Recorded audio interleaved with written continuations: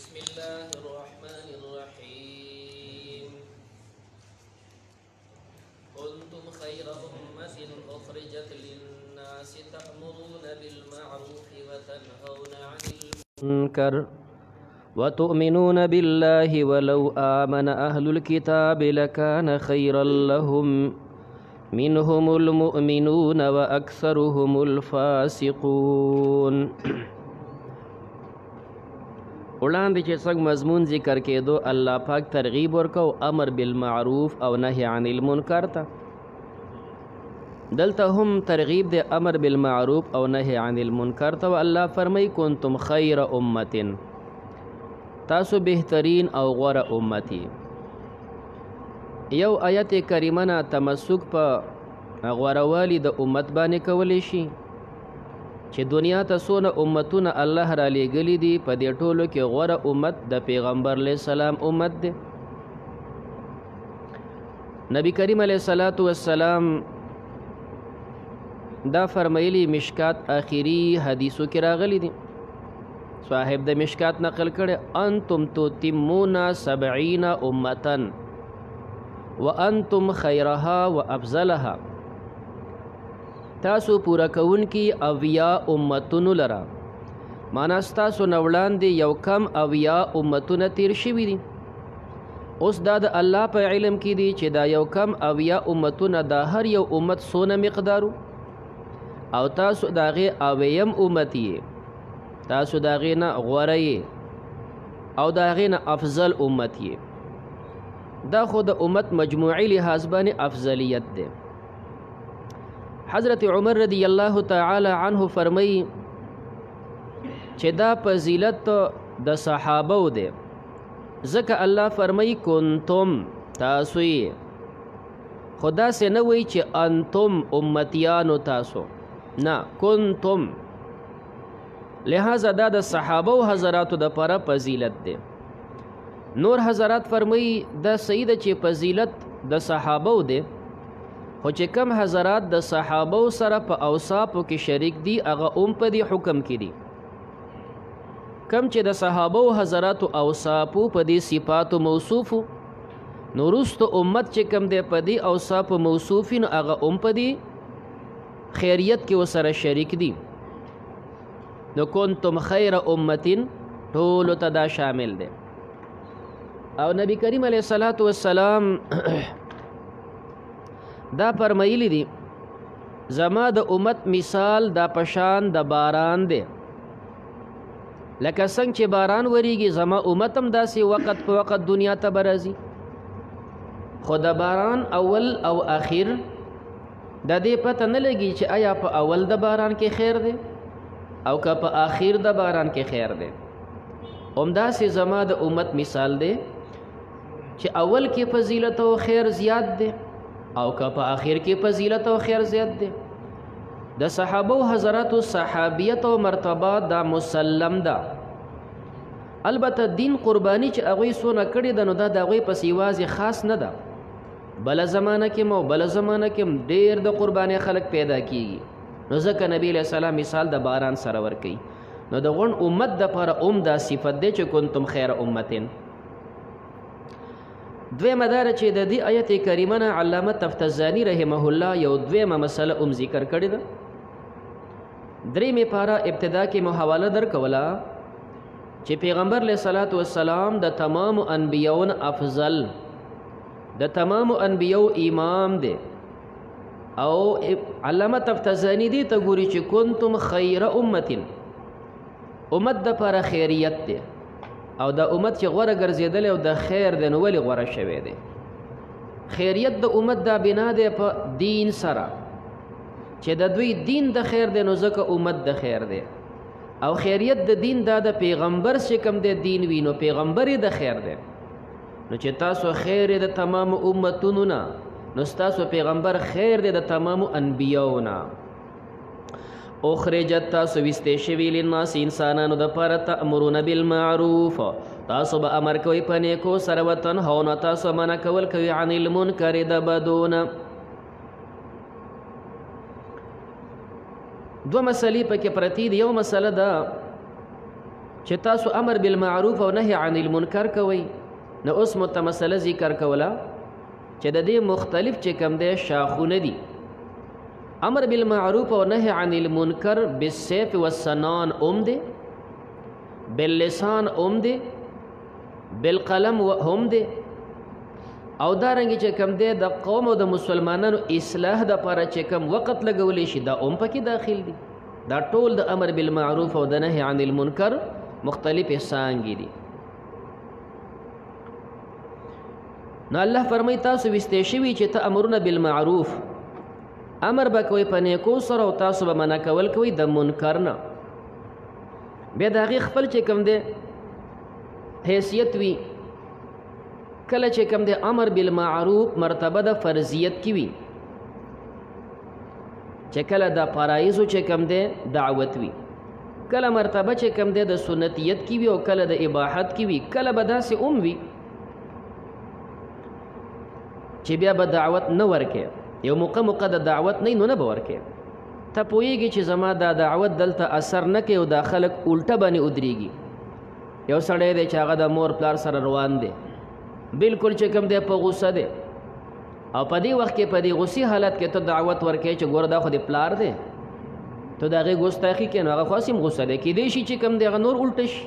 نو نه به ورکې، دا به نه خاموش. نو تأمرون بالمعروف، تاسو به امر کوئ په نیکو سو، تنهون او تاسو منع کول کوئ عن المنکر د بدونه،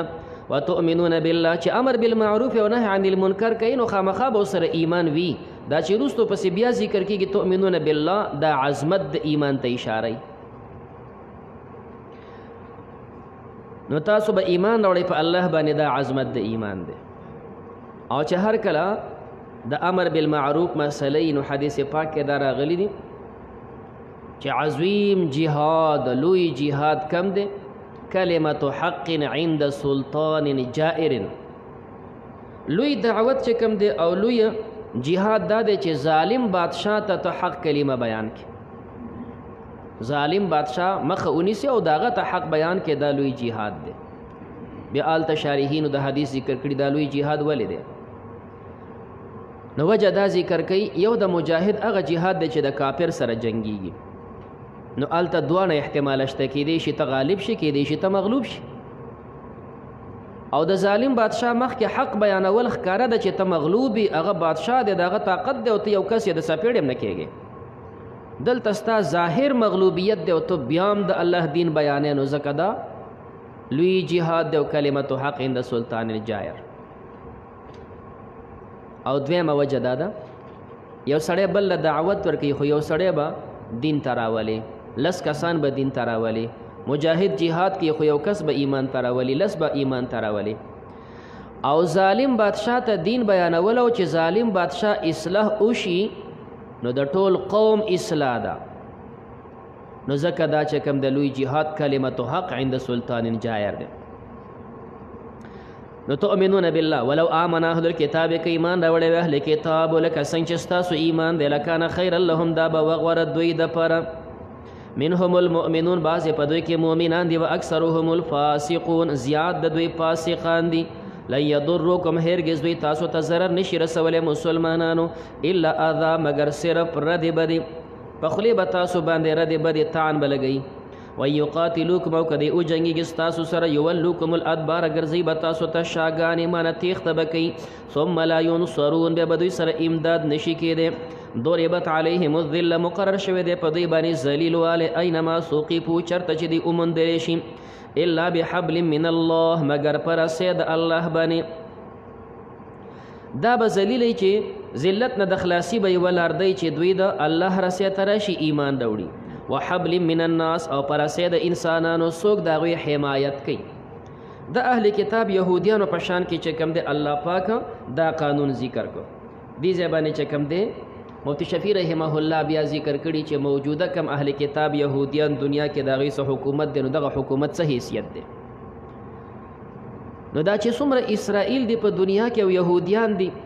هغه فرمایي دا صرف د دې نورو ملکونو کافرانو دغه ځای کې یوه چونۍ ده. که دا نور د هغې د حمایت نه لاس واخلي نو د هغې هېڅ حیثیت نشته دی. نو ګویا په دې موقع کې بحبل من الناس کې دوی دي. وضربت عليهم المسكنه مقرر شوی په دې باندې مسکین والے ذالک دا بانهم بشک دوی یکفرون بآیات الله دی کفر کو د الله پایاتونو ويقتلون الانبیاء دوی قتلول پیغمبران بغیر حق بحق ذالک دا بما عصوا په سبب د نافرمانه د دوی وکانو يعتدون او دوی چې زیته کو لیسو سوا د اهل کتابو بدی او قباحت بیان شو نو دا ټول داسې چې کم دی بدکار خلق دي الله فرمایي سپکه خلق کومشتي لیسو سوا نه د برابر من اهل الكتاب بعض د اهل کتابونه امه یو جماعت د قائمه چې دی ولاړ وي یتلون دیل ولی آیات الله د الله آیاتونه انا الليل په حصو د شپې کې وهم یسجدون ادي الله د پر سجدي کوي نو اهل کتاب داسې نیکان خلق دي یؤمنون بالله ایمان راوړي په الله باندې ول یوم الاخره پر ورځ د آخرت ويامرون بالمعروف او امر کوي په نیکو سره وینهون من کول کوي عن المنکر د بدونه ويسارعون في الخيرات او دوی جلتی کوي په نیکو کې واولئک دا کسان من الصالحین دوی د نیکانونه وما يفعل اغه دوی کوي من خیر د سنیکنا فلن يكفروه هرگز بدغه ناشکری اونکړي شي بے قدری به اونکړي شي انسان چې کم نیکی او نیک اعمال کوي الله وی بے قدر ندي والله علیم الله په هده بالمتقین په پرهیزګارانو باندې نو استاد نیکی قدر کوي حدیث مبارکه کې راغلی یو سړی خیرات وکي د کجوري په مقدار باندې خدا الله رضا د پاره ور کړی الله د هغه خیرات ستا قدر کوي او د هغې چې کم دی داسې تربیت کوي لکه څنګه چې یو سړی خپل ځان دپاره خاص یو څاروی په تربیت سره هغه ساتي یو سړی د اختر دپاره قربانۍ دپاره څاروی والی او 50 جریبه ځمکې نو دا د قربانۍ څاروی خلک څنګه ساتي په دې پټو کې داسې ګرځي دا ډېر په ناز باندې ساتي بیا چې کور ته راشي نو اوبو ته څنګه ږدي دانو ته څنګه ږدي وربشو ته څنګه ږدي څنګه چې دا څاروی ته په ناز ساتي الله ستا د دې اعمالو قدر کوي دقه شانتې دله ساتي فلن یکفروه والله علیم بالمتقین ان الذين بشک هغه کسان کفرو چې کافران دي لن تغنی هرگز به بچ نه کی عنهم د دوی نه اموالهم د دوی مالونه ولا اولادهم نه د دوی اولاد من الله د الله د عذاب نه شیئا شیء د الله د عذاب نه دوی نشي خلاصولی واولئک دا کسان اصحاب النار خاوندان د اور دي هم فيها خالدون دی به په دې اور کې همیشئ مثل ما ينفقون مثال د هغه چې دوی کومه خرچه کوي ما موصوله ویلی شي مثل الذي ينفقون کم مال چې دوی لګوي دا کافران د هغې مثال او ما مصدریه ویلی شي نو بیا ينفقون په معنا د نفقات سره مثل نفقات مثال د خرچو د نفقو د کافرانو د دوی خیال دا دی چې موږ خپل مال لګو په خیر ښېګړه کې دا به موږ له پکار راشي الله فرمایي د دې مثال څنګه دی فی هذه الحیات الدنیا په دې ژوند د دنیا کې کمثل ریح مثال په شان د هوا دی فیها سورون دا سور ټکی چې کوم دی دا د ازدادونه دی یخنی معنا سره عمرزي او د ګرمۍ معنا سره عمرزي نو کمثل ریح مثال په شان د هوا دی فیها سورون چې په دې کې ګرم والی ګرمه هوا د فصل ته ورسیږي فیها سورون په دې کې یخوالی نو دا بالکل یخوالی چې فصل ته ورسیږي نو دام فصل بالکل اوچکی څو کاله وړاندې په دې ژمي کې ډېره زیاته یخني شوله هغه چې یخني اوچلېدله نو دا ګني دا ولاړه کې داسې اوچ کړه چې د هغې رسمس یې ختم کړه نو کم چې د کافرانو خیراتونه دي الله وایي د هغې مثال داسې دی چې هغه ته ورسیږي سورونو هوا چې په دې کې ګرموالي اصابت حرث قومین د مثال وضاحت داسې دی چې یو سړی فصل کري د هغې دپاره مخکې خلک بوزغلی کري نو چې دا بوزغلی ته وکري د ټماټرو او د بل نو بیا خلک هغې دپاره شپول ته وکړي دا شپول دې دپاره ته وایي چې د چنې نه بچ شي دارنګې چې کم دی د ګلې او د ځکه دا نری تخم دی بوزغلی دی دا د هوا او د دې څیزونو د برداشت نه دی نو هغې نه خلک شپول ته وکړي محفوظو نو بیا غټېږي الله فرمایي د دې کافرانو دا صدقات دا په شان د دغه فصل دی او دا فصل اله کار ته رسي چې ته د هغې نه شپول ته وکړې او د صدقاتو دپاره شپول توول دا ایمان دی او د دوی ایمان نشته. نو چې ایمان نشته چې کده د تحفظ هغه شپول نشته، نو تا د ټماټرو بوزغلې کرلې دی او هغه دې چې کنده پټ کړی نه دی، نو چې د شپې پیچانې وشوله جوسار بوچ شوی، نو ځکه چې تاو ته شپول نه دی تاو کړی. نو دغه رنګې دوی چې کم خیراتونه صدقات کړي دي هغې له تحفظ او شپول د ایمان نه دی ورکړی، نو چې نه دی ورکړی هغه فصل وسو ختم شو.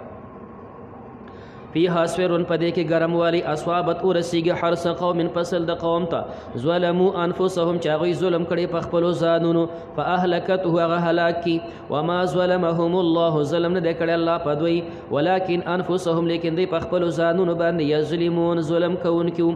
یا ایها الذین آمنوا اے د ایمان والو لا تتخذوا تاسو منیسئ بیطانة پټې دوستانې من دونکم غیر د مؤمنانو نه.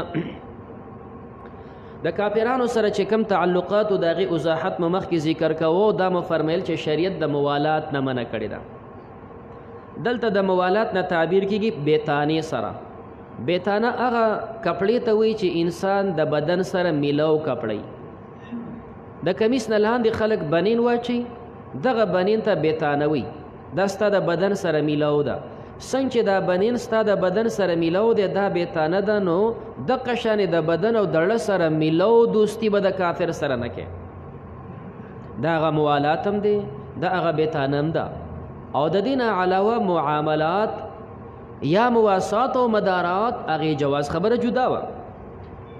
نو تاسو منیسئ کافران بیطانة پټې دوستانې رازدار من دونکم غیر د خپلو مؤمنانو نه. وجه دا ده چې لا یعلونکم دا کافران دا کمی نه کوي خبالا د فساد، د دوی چې د فساد څونه وس کېږي هغه کوي، خو په دې فساد کې کمی نه کوي. ودو دی خوښوي ما عنتم، ودو دی خوښوي ما مصدریه دی، عنتم په تعویل د مصدر سره. ودو دی خوښوي عنتکم ستاسو مشقت، ستاسو مشقت خوښوي چې په تکلیف کې پرېوځئ. او یا ما موصوله بیا به عاید ورته محذوف راوباسي. ودو دی خوښوي ما هغه عنتم به چې تاسو په کوم څیز باندې مشقت کې پرېوځئ هغه خوښوي. قد بدت البغضاء تاخي سره ښکاره شوی دی بغض من افواههم د دوی د خولو نه. وما تخفي هغه چې پټ کړي صدورهم د دوی سینې اکبر هغه ډېر لوی دي. سینو کې دوی څه پټ دي ستاسو سره دشمني او کفر.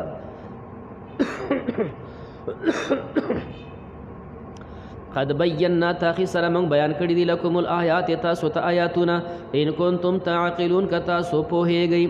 ها خبردار انتم تاسې اولائی دا کسان تحبونهم منافقانو تاسو دی اهل کتاب سره دوستی کوي. الله فرمای ولا يحبونکم هغه تاسو سره دوستی نه کوي. دا لږ شانته غیرت الله دی تور کوي چې ګوره دام د غیرت خبره ده چې تو سره دوستی کوي او هغه سره نه کوي. او ستاو د هغه منځ کې فرق دی. وتؤمنون تاسو ایمان راوړئ بالکتاب کله په تمامو کتابونو او هغې په تمامو کتابونو ایمان نه راوړي. واذا لقوکم کله چې دی مخامخ شي ستاسو سره نو قالو دوی وایي آمنا موږ ایمان راوړی دی. واذا خلو او کله چې دی یو ځای شي خپلو کسانو سره ستاسو نه پناه شي عدو چکونه لګي علیکم الانامل په تاسو باندې په سرونو د ګوتو من الغیظ و د غصې نه. تاسو ته داسې غصه او قار وي چې په دې خپلو ګوتو باندې چکونه لګئ. قل ورته ویموتو تاسو مړه شئ بغیظکم د خپلې غصې سره. ان الله بشک الله پاک علیم پوهه دی بذات الصدور په رازونو د سینو. ان تمسسکم حسنه که ورسیږي تاسو ته ښه راحت او خوشحالي راشي تسؤهم دوی له خفه کوي. و ان تصیبکم که ورسیږي تاسو ته سیئة تکلیف څه مصیبت تکلیف راشي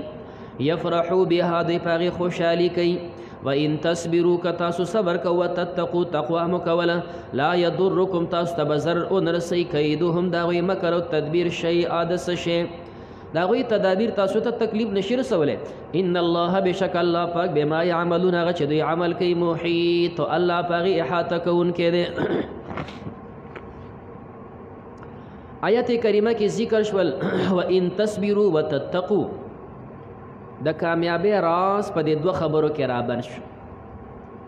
یو صبر کول او دویم تقوا. نو الله فرمایي لا یضرکم بیا د کافرانو مکر تا ته تکلیف نشي رسولی. نو راز د کامیابی په دې دوه خبرو کې دی چې تقوا او صبر وي. او چې کله تقوا او صبر نه نو ګوره کامیابی مشکله ده. نو اذ غدوت من اهلک د دې تقوا او د صبر متعلق دو واقعات ته اشاره کیږي. بنیادی چې کوم د تفصیل واقع ذکر کیږي د احد او لک شانتی وسره په دې مینس کې مختصر د بدر حال ذکر کیږي. ولقد نصرکم الله ببدر وانتم اذله. مختصر په دې مینس کې د بدر حال ذکر کیږي او نور تفصیل واقعا د احد ذکر کیږي. او دا دوه چې کوم د ثمرات د صبر او د تقوا دي الله ورخی په بدر کې ستاسو صبر کامل وو تقوا مکمله و نو لا یضرکم د کافرانو هغه دومره هجوم او غنی تاسو ته ای ضرر اون رسو. او په احد کې صبر او تقوا کې لږ کمی راغی. د عبد الله ابن جبیر رضی الله تعالی عنهم ملګرو مرکز پریخو لږ شان تقوا کې کمی راغی. ا د لږ کمی سره څومره چې کم دی تاسو تکلیف سره مخامخ شولې کامیابی ختمه شوله. نو ځکه دا دوه حالات مرتب دي په صبر او په تقوا باندې. اذ غدوت الله فرمای هغه وخت چې ته اوتلې د دې وتلو نه کم وتل مراد دي. نو ځینې فرمای دا وتل د بدر دي چې بدر ته نبی علیہ السلام وته. بعضې فرمای دا د احزاب دي چې پیغمبر علیہ السلام احزاب ته وته. لیکن جمهور په دې د راجح قول دا دی چې دا وتل د احد دي. دا د احد وتل دي. عبد الرحمن ابن عوف رضی الله تعالی عنه نه د احد متعلق تپوس وکړې شو چې احد کې تاسو څنګه کامیابی وو بیا څنګه چې کم دی تاسو ته تکلیف ملو شو.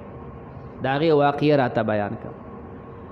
ورته وې سورۃ آل عمران د 120 نه بعد شپږ آیاتونو پورې وګوره. سورۃ آل عمران د 120 آیاتنا شپږ آیاتونو پورې د وګوره چې کوم د احد نقشه ال ذکر ده. زمنګ د احد تمامه نقشه پکې ذکر ده چې اول څنګه او اخر څنګه. لکه څنګه چې ابتدا د صورت کې اتیا آیاتونه وفد د نجران د هغه په جواب کې راغلي. نو دارنګي د 120 نه تقریبا 60 آیاتونه دا د احد احوال ذکر کړي. مختصر دا چې دا دریم کال د هجرت دی. نبی کریم علیه الصلاۃ والسلام مدینه منوره کې دی. خبر رااله چې ابو سفیان د خپل لښکر سره د مدینه منورې شمال احد سیټ باندې چې کم دی پړاو واچو. دا د ورکوټ اختر د شوال میاشوا 12مه د شوال میاشوا 12مه او دریم کال د هجرت دی. احد طرف باندې چې کم دی ابو سفیان په مشره کې کافران رال او دا 3000 کسانو. پیغمبر علیه الصلاۃ والسلام د خپل ملګرو سره مشوره وکړه. په دې مشوره کې عبد الله ابن ابی د منافقین رئیس پکې ناس دی. خو مشوره ټیک ورکړه. دا ورته وی مشوره په دې و چې را بهر مقابله ته وځو او کدل ته مدینه کې پاتې شو. نو دا ورته وی چې د نن مدینه کې پاتې شو نو غوړه ده. او چې کله په مدینه کې مونږ پاتې شوی او چاره باندې حمله کړې د خواغې کامیابی نه دی حاصل کړي او چې بهر وتلی نو بیا مونږ ته اکثره تکلیف ملاو شوی. او پیغمبر علیہ السلام د قرایه و چې د نن پاتې شي د نبی علیہ السلام رایه دې تمایل. خو بعضې هغه کسان چې هغوی په بدر کې نو شریک شوي او د بدر ډېر لوی فضایل راغلي وو هغوی په جوش کې چې کوم دی چې بهر اوزو هغه شانتې مقابله وکړو او بل طرف ته الله پاک د هغوی شهادت نصیب کوو نو هغوی رایه دا وه چې بهر اوزو. په دوی کې حضرت حمزه رضی الله تعالی عنه وی دا الله پیغمبره بهر اوزو چې کوم دی چې الله د دې مسلمانانو تماشه وکړي چې د الله دپاره څنګه قرباني کوو او روجه به نیوله. هغې پورې به روجه نه ماتوم چې تر څو پورې د کافرانو سره ما خپله توره نه خرپولي. حضرت عباده او داسې بعضې حضرات د هغوی رایه د وتلو وه. خو کوم چې مشرانو د هغوی رایه د دننه مدینې پاتې کېدلو وه او د نوجوانانو د بهر د وتلو رایه وه. نبی کریم علیه الصلاۃ والسلام وفرمیل ما خوب کتلی دی چې یوه زغره د ما اچولې ده لاس مې پکې ورنه ایستي دی او زغره مې مضبوطه اچولې ده. زه تعبیر کوم چې د زغره مدینه ده نو معنا دا اشارتن معلومیږي چې لکه څنګه سړی زغره واچوي نو چې بل پې گزار کوي نو دی محفوظ وي نو چې مدینه کې پاتې شو دا حفاظت دی. ما وکتل چې کوم دی غوا و علاله شوي تعبیر کوم په خیر سره دا به خیر وي ما وکته چې زما توري سر کنډم شوی دی زما د توري سر کنډم شوی دی نو پته لګي تکلیف به ملاویږي ما وکتل چې زما توره کږه شوله ماته شوه ما واپس چې کوم دی وخوځوله بیا نیغه شوه تکلیف به ملاویږي چې کوم دی او بیا به فتحه د مؤمنان وي دا اشارات داسې معلومېدل چې دننه پاتې شي خو بعضې حضرات زور چې بهر اوزو نبي کریم علیه الصلاة والسلام ننوتو چې کوم دی او زغره او دغې واچول او بیا خپل غشي لینده او توره راواغستله د نورو حضراتو هغه چې کوم زور ورکو چې بهر اوزو هغه ملامت کړه چې ګور د الله پیغمبر تاسو خپل رای ته پرېږدئ مشوره ورکړه نو دونه زور مه لګوه دا الله پیغمبر دی تاسو دونه زور خبر له ولې ورکوئ چې هغه مجبوره کوي چې بهر مقابلې ته وځو دوی په دې خپله خبرو باندې لږ شانتې ستومانه شول چې دا موږ زور ولې ورکوو نو چې نبي کریم علیه السلام راووتو دوی ورته وایي چې ستاسو خوښه که دلته پاتې کېږو که بهر تاسو څنګه فیصله کوئ نبی کریم علیه السلام د الله پیغمبر چې یو ځل توره ویلې او زغره واچوي نو بیا ګدینه بیا مقابلې ته ځي اوس به ځو بهر ته جو لاړل هلته نو چې احد ته لاړ پیغمبر علیه السلام سره 1000 کسان ووتل لږ شانې چې سزا پورې لاړ عبدالله ابن ابی منافق د خپل ملګرو سره 300 کسانو سره واپس شو وی دا څه جنګ خو نه دی او زما مشوره دې هم نه ده منلې نو 700 کسان پاتې شول دی او اخوا ته هغې 3000 دي نبی کریم علیه السلام چې هلته ورسېدو د جنګ نقشه برابر شوله او 50 کسان د عبدالله ابن جبیر صاحب د غر په غونډۍ باندې کېنول دې ته جبل رومات ورته وایي وی تاسو به دې ځای کې ناستئ چې کافران دونه یي چې ستاسو په رینج کې راځي د دې ځای نه په غش وولئ خو د دې ځای نه به تاسو نه پاسېږئ او نه به خوځېږئ څو پورې چې زما جواب تاسو پسې نه راغلی که تاسو وینئ چې موږ کامیاب شو او کافران غونډ ختم شو نو هم به نه راځئ او که تاسو وکتل چې موږ کمزوري شولو غوښې شو مارغان زموږ غوښې تختوي خو هم به نه راځئ دلته کښېنئ دوی دلته کښېناستلی شول میدان جنگ ته چې کم دی مخامخ شول جنگ شروع شو چې کم دی الله مسلمانانو ته غلبه ورکړه کافرانو نه چې کم دی کسان قتل شول او باقي وتښتېدل ښځې په دې غرونو باندې روانې وې ځان سره ښځې هم راوستې وې هغوی چې کم دی ورته سندرې به وې او دوی په دې غرونو روانې وې چې کم دی پنسې پورته کړې وه منډې والې لاړ د غرونو نه پناه شول میدان جنگ مسلمانانو وګټو په دې غونډۍ چې کوم کسان ناستو نو دوی اکثرو پکې دا ووایي چې اوس خو جنګ ختم شو کوزیږو د دوی سره امداد وکړو دا مال راجمع کړو مشر ورته وایي چې پیغمبر علیه السلام درته نه ویلي چې نه به کوزیږي نه کوزیږو دوی ورته وایي چې نبي علیه السلام خو چې مه راکوزیږي خو د جنګ په وخت کې اوس خو جنګ ختم شوی دی کافران خو لاړل نو اوس څه کوو هغه ډېر وایي خو دوی له خبره ونه منله یعنې دغه تقوا کې کمی رالی نو 240 کسان دوی میدان ته کوز شول او 12 کسان په دغه ځای باندې د مشر سره پاتې شول نو چې دیم دې میدان ته کوز شول کافران خو لاړ د غرونو نه پناه شو اخوا واخوتل هلته بیا راجمع شول خالد صاحب چې کوم دی جنګي امورو کې ډېر ماهر و نو هلته چې بیا راجمع شول نو ورته یې خو یو څو کسان را نمړلي نور خو مړه نه یو که نه اوس هم زموږ دپاره مقشتې ولې ځو نو د یو طرف نه دی شو د بل طرف نه د ابو جهل زوی عکرمه صاحب ته د بل طرف نه هغه شو په هغه غر ته راتاو شو په دې غر به زه راتاو شم بیا پې د شانه بیا حمله کوو 200 اسونه پې راواچول د شانه نو چې 200 اسونه پې راواچول دغه جبل رومات ته راورسېدل نو دا اخوا نه دی رال په غر باندې دا ناستې د غر غونډۍ نه دی خوا مسلمانان په دې میدان کې دي جو دې 1200 کسانو د هغه 200 کسانو کلکه مقابله وکړه خو دا 12 دی هغه 200 دي هغې پې راوختل جو دی غونډ شهیدان کړه نو چې دوی شهیدان شول چې کم دی نو غونډۍ سر ته دوی راوختل جو بس دا غونډۍ په سر باندې پاسونه ولاړ دي او لاندې چې کم دی مسلمانان دي د پاسه پې دغه شو باران شروع هغه نور چې هلته کوم وو هغې هم پې راوګرځېدل اخوا نه پې هغوی شو د دې خوا نه پې دوی شول او منځ کې په دې میدان کې مسلمانانو باندې دغه شو د تورو خراپا شروع شوله نو بیا مسلمانان په دې وخت کې ډېر زیات چې کم دی زخمیان شول پچا کې 500 پچا کې 80 زخمونه دي او یا کسان چې کم دغه پکې شهیدان هم شول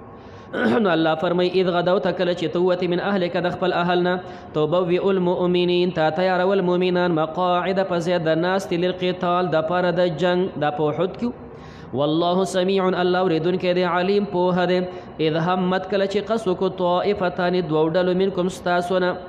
منافقان چې کله واپس شول نو پدې کې دوه ډلې نور اومي بنو سلمہ او بنو حارثه دوی مو غختل چې واپس شي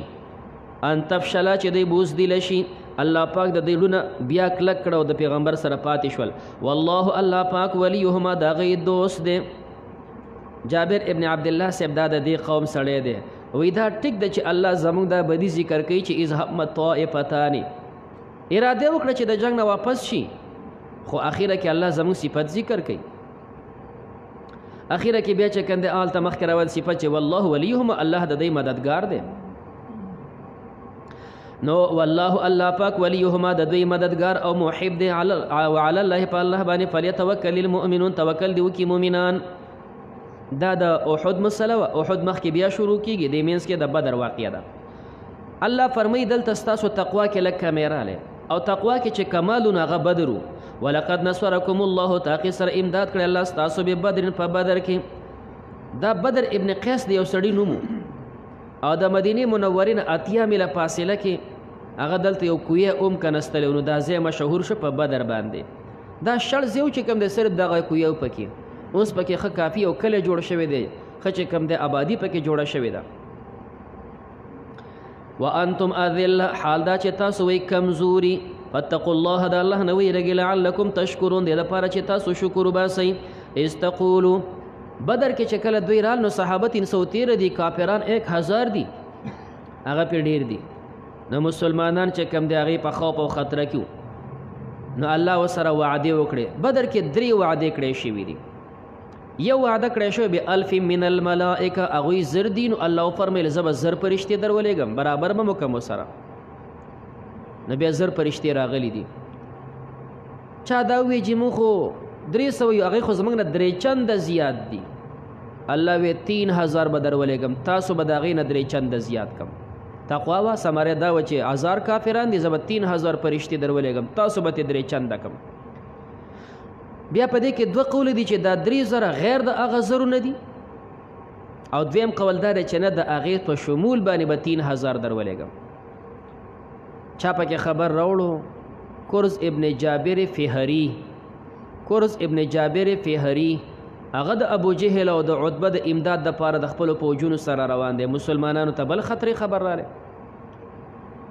الله پاک خبر راولېګو چې کورز ابن جابر راشي زب 15000 پرشتي درولېګم دا 3 وعده شوي دي 1000 راغلي دي او په دې 3000 کې عمر راجح د چې راغلي دي او 5000 نه دی راغلی صرف وعده شوی زکه کورز ابن جابر نه دی راغلی الان یکفیکم اینا کافی کې تاسو د پر ایومدکم چې امداد وکي الله تاسو ربکم تاسو رب 3000 پدریو زرو باندې من الملائکه د پرشتو نه منزلین چې راکوزیږي بلا او ان تصبروا کتاسو صبر وکړو وتتقوا تقوا موکړه وياتوکم او راشي تاسو ته دا کافران من فورهم دا غوی د جلتینا په دې جوش کې را روان دي او کورز ابن جابر پکې عمر راځي هاذا چې دا دي نو یم دې دوکم امداد بو کې تاسو ربکم تاسو رب 5000 په 500 باندې من الملائکه د فرشتو نه مسومین نشاندار بې دی به نشانه چې دی پټکی تړلې چې کم دی زیړ پټکی دا جبريل په سر دی دا فرشتي چرالي نو بیا دوی جنگ کړي دی په بدر کې نو راجح قولدار چې آو خدا سي جنگ نه دی کړي چې بالکل د غازی په شان ته جنگیدلی وي بیا خو یو فرشتي د غون کافران ختمول خدا سي چې کافران زیاتونه چې په یو مجاهد باندې به شپګاتره جمع شول کړه نو سو مجاهد خو کمزور شي یو دی او د سر لول دی واغې سره توري دي نو فرشته براله یو دوه به د کپاره د سی واله نو چې یو دوه پریوته نو غنور به پښا شو د مجاهد په ورچوت کو دغه سی به خرابېستو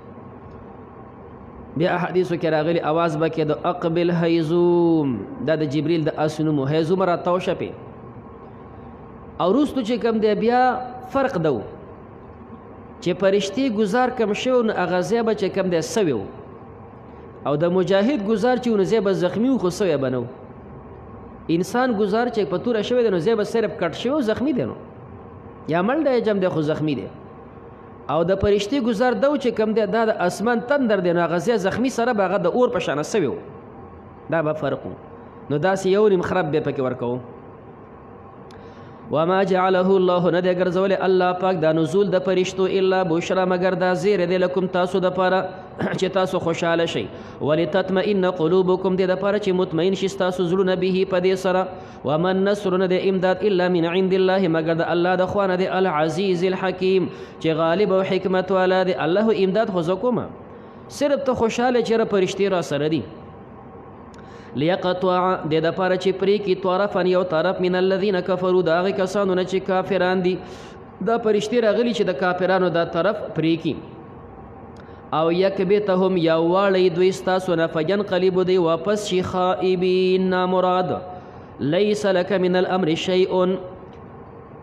بعضې حضرات مسلمانان په دې شک شبه کې پرېوتل چې د الله پیغمبر را سره دی موږ سوچه مسلمانان یو د الله دپاره جنګیږو بیا ولې موږ ته تکلیف ورسېدو الله فرمی دا تمام زما اختیارات دي لیس لک نشته ستا دپاره من الامر د امر د دې کافرانو شی څه شی او یتوب علیهم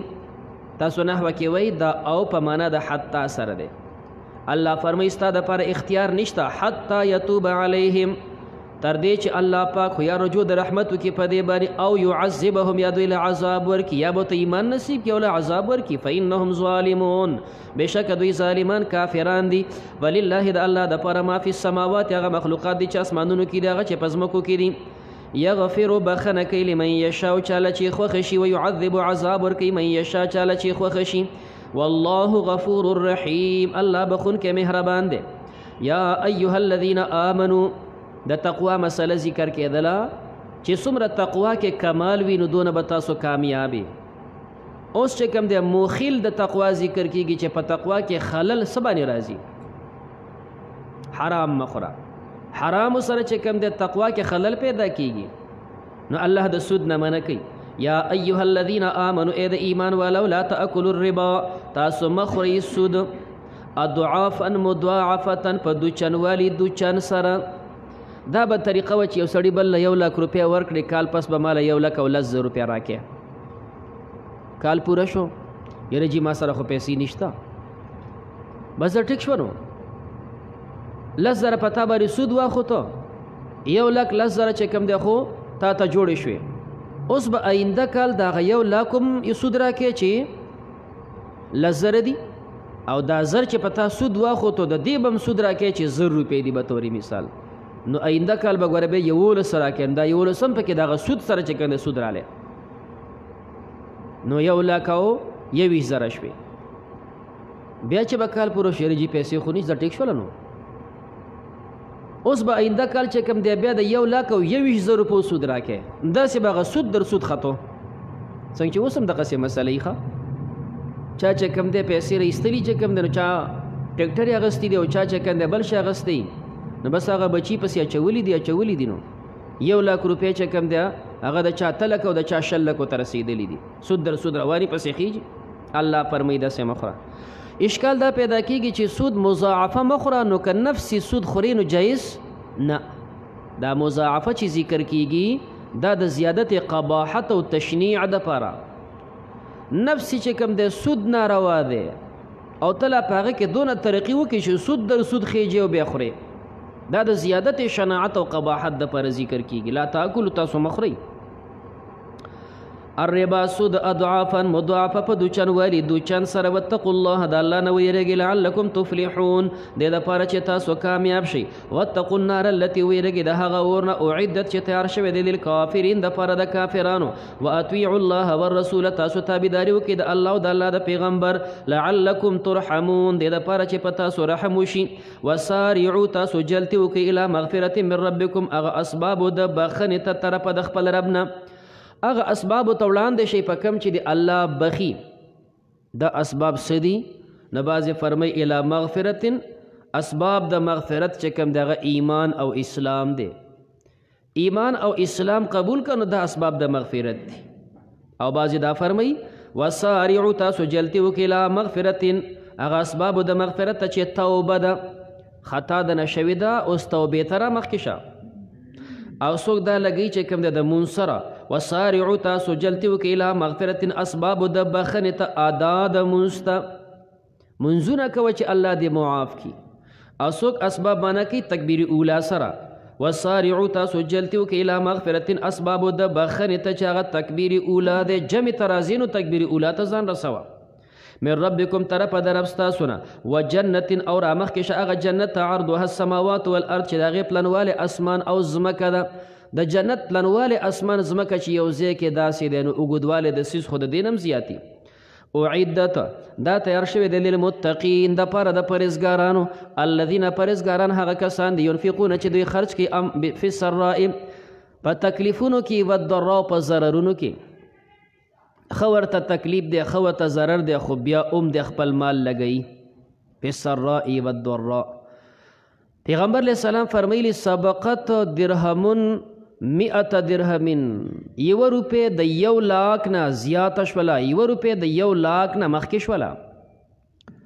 صحابه تپوس وکړو چې 1 روپۍ د 1 لاک نه څنګه مخکې شوه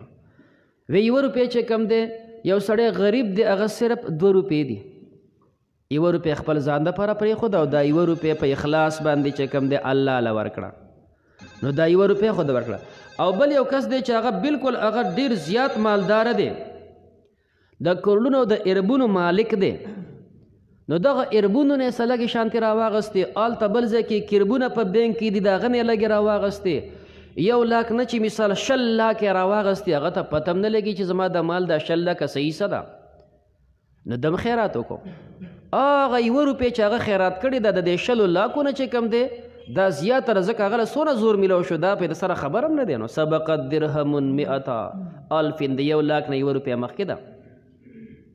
والکاظمین الغیظ او دوی خوړونکي د غصې دي غصه خپله ختموي والعافین عن الناس او دوی عفو کوي انسانانو ته والله الله پاک یحب المحسنین خوښوي نیکان یو سید دی چې کوم دی نه هغې ته خپلې خادمې خوراکه راوړه نو چې خوراکیه راوړه چې رانږدې شوه چې کوم دی نو تینده کې وخوړو نو هغه ترکاري پرې راتوی شوه دا سیدان خو هسې هم غوسه کېږي د نو جو سترګې ورته رابرندې کړې وینځه پوه شوه چې صاحب غوسه شو نو ورته وي والکاظمین الغیظ د مؤمن صفت دا دی د خو خلکو چې دی به غوسه ښکته کوي هغه ورته کظمت الغیظ بالکل نیمه غوسه وی والعافین عن الناس د هغې صفت خو دا دی چې دا به عفو کوي بس ما بخلي ښه هېڅ هم درته نه یم بخلي مې هغه ښځه وینځه مخیاره وه چې موقه ده ښه وی والله یحب المحسنین الله محسنین خوښوي او ته اعتقتو کې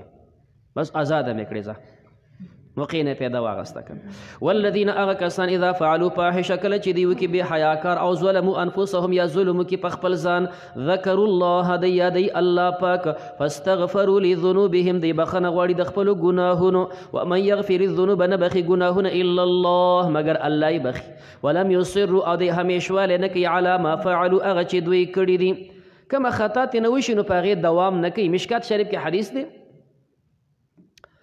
چې ما اصور من استغفر یو انسان خطا کوي او بیا توبه وباسي نو دا توبه ایستلو سره دا اصرار نه دی وان عاد فی اليوم 70 مره که ورځ کې د انسان نه 80 کرت هم خطا وشي او په صدق باندې توبه وباسي الله له توبه قبلی 80 کرت دنه خطا کېږي څونه مهربانه رب دی که نه 80 کرت دنه خطا کېږي او بیا هم توبه وباسي نو الله دې توبه قبلی ولم یصروا دوی امیشوالی نه کوي علی ما فعلو وهم یعلمون او دوی پوهیږي اولئک دا کسان جزاؤهم د دوی بدله مغفرة بخښنه ده من ربهم طرفه د خپل رب نه الله به دوی معاف کی وجنات او دوی دپاره باغونه دي تجري من تحتها الانهار خالدین فیها ونعم او ډېر ښه دی اجر العاملین ثواب د عمل کوونکو چې هغه جنت دی قد خلت من قبلکم تاقي سره تېر شوي ستاسو نه وړاندې سننون طریقې ستاسو نه مخکې مختلف طریقې او واقعات تیر شوي هغه تاسو پې سوچ وکړئ سبق ترې زده کړئ فسیرو تاسو وګرځئ فی الارض په ځمکه کې فانظرو وګورئ کیف کان څنګه عاقبة المکذبین انجام د تکذیب کوونکو کومو خلکو چې د پیغمبرانو د انبیاو تکذیب کو انجام یې څنګه شو هلاکت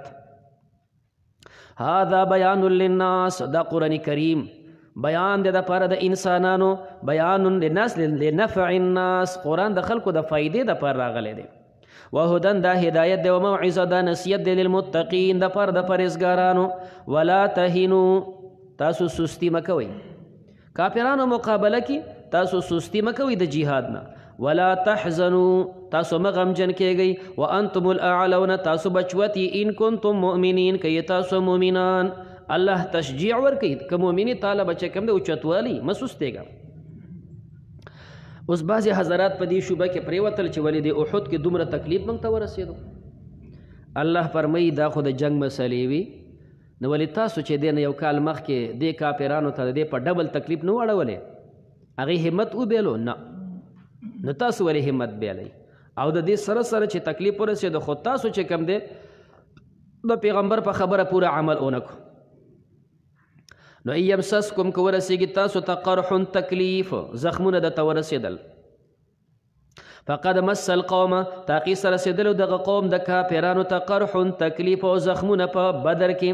مثله د هغې په مثل. وتلک الایام دغه ورځې دي د جهاد او د قتال، نو داولها موږ اړو راړو بین الناس په مابین د انسانانو کې. کله مؤمنان غالب شي، کله کافران غالب شي. جنگونه جهادونه عمدقه سی وي د ارټ دغه وي چې کوم د ارټونه یې نو اوړي راوړي نو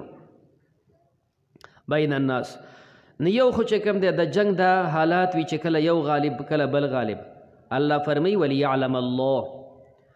دویمه دی چې الله معلوم کې هغه کسان آمنو چې مؤمنان دي. دویمه پاره کې مې تا ته حواله درکوله چې ګوره دا به ځای په ځای باندې راځي. وليعلم الله، ولې مخکې د الله علم نو نو هلته د تعویض په غاړه کې اچولی دی که نه. ولنمیز الله چې کوم دی فرمایي لیمیز الله جدا کړي هغه کسان چې مؤمنان دي. لیظهر ویتخذ منکم اونیسي په تاسو کې شهداء شهیدان، ستاسو نه شهیدان هم شي، دا مرتبه او دا میلو شي. والله الله پاک لا يحب الظالمین، نه خوښوي ظالمان. وليمحص الله او بل دا چې الله خالص کې هغه کسان آمنو چې مؤمنان دي. ويمحق الکافرین او ختم کې الله کافران.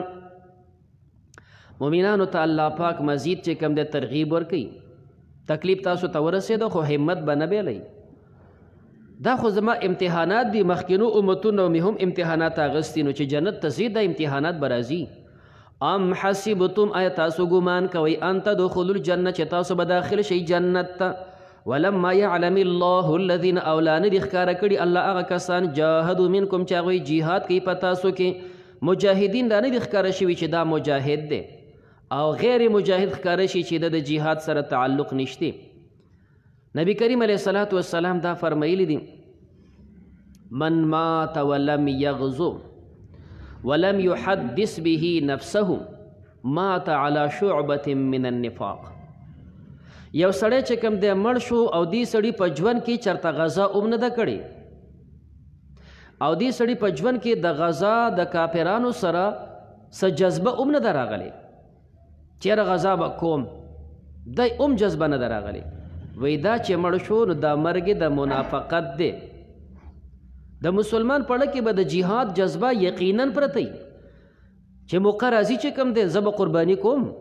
اوس که موقع میلاو شوه چې کوم دی الله سعادت د تنصیب کو جو حصہ والا، او که دغه سعادت به طور مثال نصیب نشو نو ستا جذبه خو شتې. نو من ماته ولم یغزو ولم یحدث به نفسه دی. نو ځکه الله فرمایي چې ښکاره کې جاهدوا منکم او یعلم الصابرین، الله ښکاره کې صبر کوونکي. ولقد کنتم تمنون الموت، الله فرمایي خو تاسو دا وې چې مقابلې ته وځو، بهر مقابله وکړو، الله زموږ تماشه وکړي، نو چې تاسو دا غوښتل نو اوس ولې ګیله کوئ چې تاسو کې شهیدان رال. ولقد کنتم تاقي سره وی تاسو تمنون الموت، تاسو تمنا کوله د مرګ. نو مرګ څوک تمنا نه کوي، مراد نه اسباب د مرګ دي. تاسو تمنا کوله د شهادت من قبل پخوا ان تلقوه چې تاسو مخامخ شئ د دې سره. فقد رأیتموه تاقي سره تاسو وکتو، هغه شهادت دی وکتو. وانتم تنظرون او تاسو ورته کتل. وما محمد الا رسول، نبی کریم علیه الصلاة والسلام په احد کې زخمی شو. د نبی علیه الصلاة والسلام په دې زخمونو کې 3 کسانو حصہ اغستې ده. یو د سعد ابن ابي وقاص صاحب ورور دی، عتبه ابن ابي وقاص، یو چې کوم دی سعد ابن ابي وقاص عشره مبشره کې دی، ډېر لوی صحابي دی. او بل خوا ورور د کافرانو په ملګرتیا کې راغلی عتبه ابن ابي وقاص. د ګټو ګزارونه په نبي کریم علیه الصلاة والسلام وکړو او نبی کریم علیه السلام غاښونه مبارک په دې سره مات شول او شونډه چې کوم دی هغه اوش کېدله، وینې ترې روانې شوې. د پیغمبر علیه السلام رباعي غاښ لاندې ښي طرف ته دا مات شو. عربی کې طریقې د انسان مخامخ دوه غاښونه لاندې او مخامخ دوه غاښونه بره، دې ته ثنایا وایي. دوه لاندې دي او دوه بره. بیا چې کوم دی ورپسې غاښونه هغې ته بیا رباعیات وایي. هر طرف ته دوه لاندې او دوه بره بیا رباعیات شي. نو دغه رباعي غاښونو کې چې کوم ښي طرف ته دی لاندې غاښ دقه مات شو او د دې سره کاڼې په دې شونډه مبارکه ولګېد. نو د پیغمبر علیه السلام شونډه سیرې شوله. نو شونډه سیرې شوله، د هغه نه اینه روانه شوه، غاښ مات شو. دا ګزار د عتبه ابن ابي وقاص و. کله چې دا ګزار وکړو د پیغمبر علیه السلام بل صحابي دی بدري، حضرت حاطب ابن ابي بلتع رضی الله تعالی عنه. حاطب ابن ابي بلتع توره په لاس پسې ورشتی شو، پسې ورسېد چې کوم دی سر یې کټ کو، دغه د پیغمبر علیه السلام مخې ته راوړی جي دی سر دی. دا چې کوم دی هغه خو دا روانې وکړو چې نبي علیه الصلاة والسلام باندې د ګټې ګزار وکړو او لاندې شونډه ښي طرف ته غاښ مبارک مات شو. خو د نبی علیه السلام صحابي بدري دی حاطب ابن ابي بلتع رضی الله تعالی عنه. هغه چې کوم دی پسې ورسېدو او سر یې وله کټ کو، د نبي کریم علیه السلام مخې ته یې راوړه، وایي چې د هغه بدبخته سردار دی. نبي علیه السلام ورته دعا وکړه. یو کس. دویم چې کوم دی عبدالله ابن شهاب ورته وایي د په نبي علیه الصلاة والسلام باندې ګزار وکړو، نبي کریم علیه الصلاة والسلام زخمی شو. نبی کریم علیه الصلاة والسلام زخمی شو، وینې پرې روانې شوې. خو دې عبدالله ابن شهاب به ایمان راوړی دی. دا دویم کس دی چې نبی علیه السلام احد کې زخمی کړی دی. دریم کس چې نبی کریم علیه السلام باندې ګزار کړی دا عبدالله ابن قمیه دی. عبدالله ابن قمیه په نبی علیه السلام ګزار وکړو، دا مخامخ چې کوم دی چې کوم مخ دی د مخ مبارک دا سر چې کوم دی دا یې پې ویشتو او نبی علیه السلام خول اچلی چې کوم دی نو ولګېد، د خول دا طرف ولګېد. نو دونه کلک ګزار و چې د خول دا کړی دا چې کوم دی په سر کې ورننوتې، دا پکې ورننوتې. دا د عبدالله ابن قمیه ګزارو. په هغې سره د نبی علیه السلام مخ مبارک اننګې دا زخمی شو، د هغې نه وینه روانه شوه او د خول چې کومې کړی وي نو دا په دې مخ کې ورننوتې. دا درې کسانو چې نبی کریم علیه الصلاة والسلام باندې ګزارونه کړي. بیا عبدالله ابن قمیه پیغمبر علیه السلام وی چې ګزار ده وکړو، اقماک الله، الله دې هلاک کړه. نو دی چې واپس لاړ چې کوم دی یو سارانی چیلی پسې رالی او دی په مخه کو او په دې ښکرو باندې وهو د سارني چیلي چې کوم دی په دې ښکرو باندې سوري سوري کو چې کوم دی مردارې کو. نو دا یو سارني چیلي قتل کړی عبدالله ابن قمیه. د نبی کریم علیه السلام خیری وي اقماک الله. او دا دویم چې کوم دی هغه ایمان راوړی عبدالله ابن شهاب. او دا دریم عتبه ابن ابي وقاص د هغې نه صحابي سر کټ کړی دی. تاریخونو دا لیکلي چې د نبی کریم علیه السلام وینه مبارکه روانه شوله.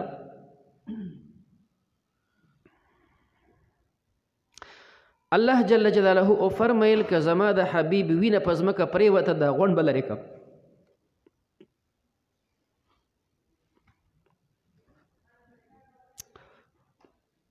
یو بل صحابي دی چې کوم دی هغه رالی، هغه به دا وینه چوپله، چې کوم دی وینه د نبي علیه السلام چوپله، د نبي علیه السلام وینه په ځمکه نه ده پرېوتې. نو الله فرمایي چې کوم دی د نبی کریم علیه السلام حال ذکر کوي. دا چې کله دی ګزار وکړو عبدالله ابن قمیه او رامخ کې شو چې نبی کریم علیه الصلاة والسلام باندې ګزار کوي، نو مصعب ابن عمیر صاحب ورمخ کې شو. نو هغه چې ګزار وکړو مصعب ابن عمیر صاحب ولګېد، شهید شو. نو د ده داخل چې ما نبی کریم علیه السلام کې شهید کو. نو چې واپس شو نو آواز یې وکړو ما پیغمبر قتل کو. ده صرف دونه ووی،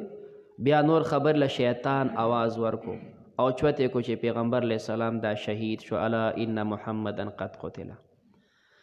دی اواز سره اخوا کافران چې کوم دی ډېر خوشحاله کړه او مسلمانانو باندې دومره غم شو چې د هغوی نه روح ووتو، تمام همت وبیلی شو.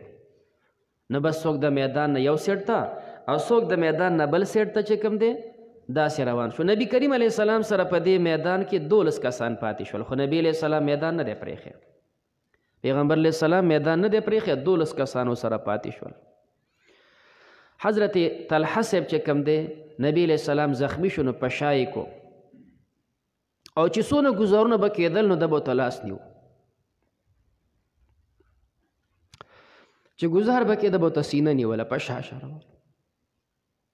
دونه ګزارونه پرې وشول چې د نبی علیه السلام په هغه بچاو باندې د طلحه صاحب لاس شل شو. پیغمبر علیه الصلاة والسلام وفرمیل اوجب طلحه ځان دپاره جنت واجب کو. نبی کریم علیه السلام چې سیټ ته شو اخوا د کافرانو هجوم حملی دي، نو یې فرمیل توره د دې به څوک حق ادا کړي. ابو دجانه صاحب راووته وایي جی زه به ادا کړم. نبی کریم علیه السلام توره ورکړه ورته دا واله ورشه. ابو دجانه چې کوم دی سور څادر د سر نه تاو کو، تورې واغسته او احد میدان ته ودنګلو. په دې میدان کې په دې وخت په داسې ګډ شو، تاو شو او بیا ورغی او خرپې پې شروع کړو. نبی کریم علیه السلام وفرمیل دا داسې حرکات دي چې د الله بدي شي خو په دې موقع یې خوښ دي. دا په تکبر او په فخر باندې روان دی، تکبر د الله بدي شي خو دلته د الله خوښ دی. نو چې کله داسې حالات شو بیا نبی کریم علیه الصلاة والسلام سیټ ته شو، چونکې منځ کې ډېر صحابه حضرات هغې شهیدان شول. کافران ولګېده او د هغه نه چا نه پوز او د چا نه غوږ او څوک څنګه. حضرت حمزه رضی الله تعالی عنه سینه سیرې شوله چې کوم دی او هندې د هغې نه د هغه جګر راویستو، هغه اوچوپو تېروی خو نه شو تېرولی، واپس یې توکو. داسې چې څومره صحابو دا غونډ ټوکړي شوي، صرف یو حضرت حنظله چې کوم هغه مسله نه ده شوې. وجه دا وه چې د حنظله پلار ابو عامر راهب دا د ابو سفیان په ډله کې و، دته نبی علیه السلام فاسق وی، دا د مدینې دی، خو دا د هغه سره ملګری و. نو د هغه د پلار د وجې نه دې زوی مسله نه ده شوې او نور تمامو حضراتو مسله شوې ده. بیا چې کله دوی خپل کردار او کار نه فارغ شول نو بیا ابو سفیان خپل ملګرو سره یو طرف ته دی، دی خوا نبی علیه السلام سره هم خپل ملګري ولاړ دي. نو وی فرمیل ابو سفیان آواز یې وکړو په تاسو کې محمد شته؟ هل پیکم تاسو کې شته چې کوم دی نبی علیه السلام؟ نبی کریم علیه السلام جواب مو ورکوي ته نه غلی شي. بیا وفرمیل په تاسو کې ابن ابي قحافه صدیق شته؟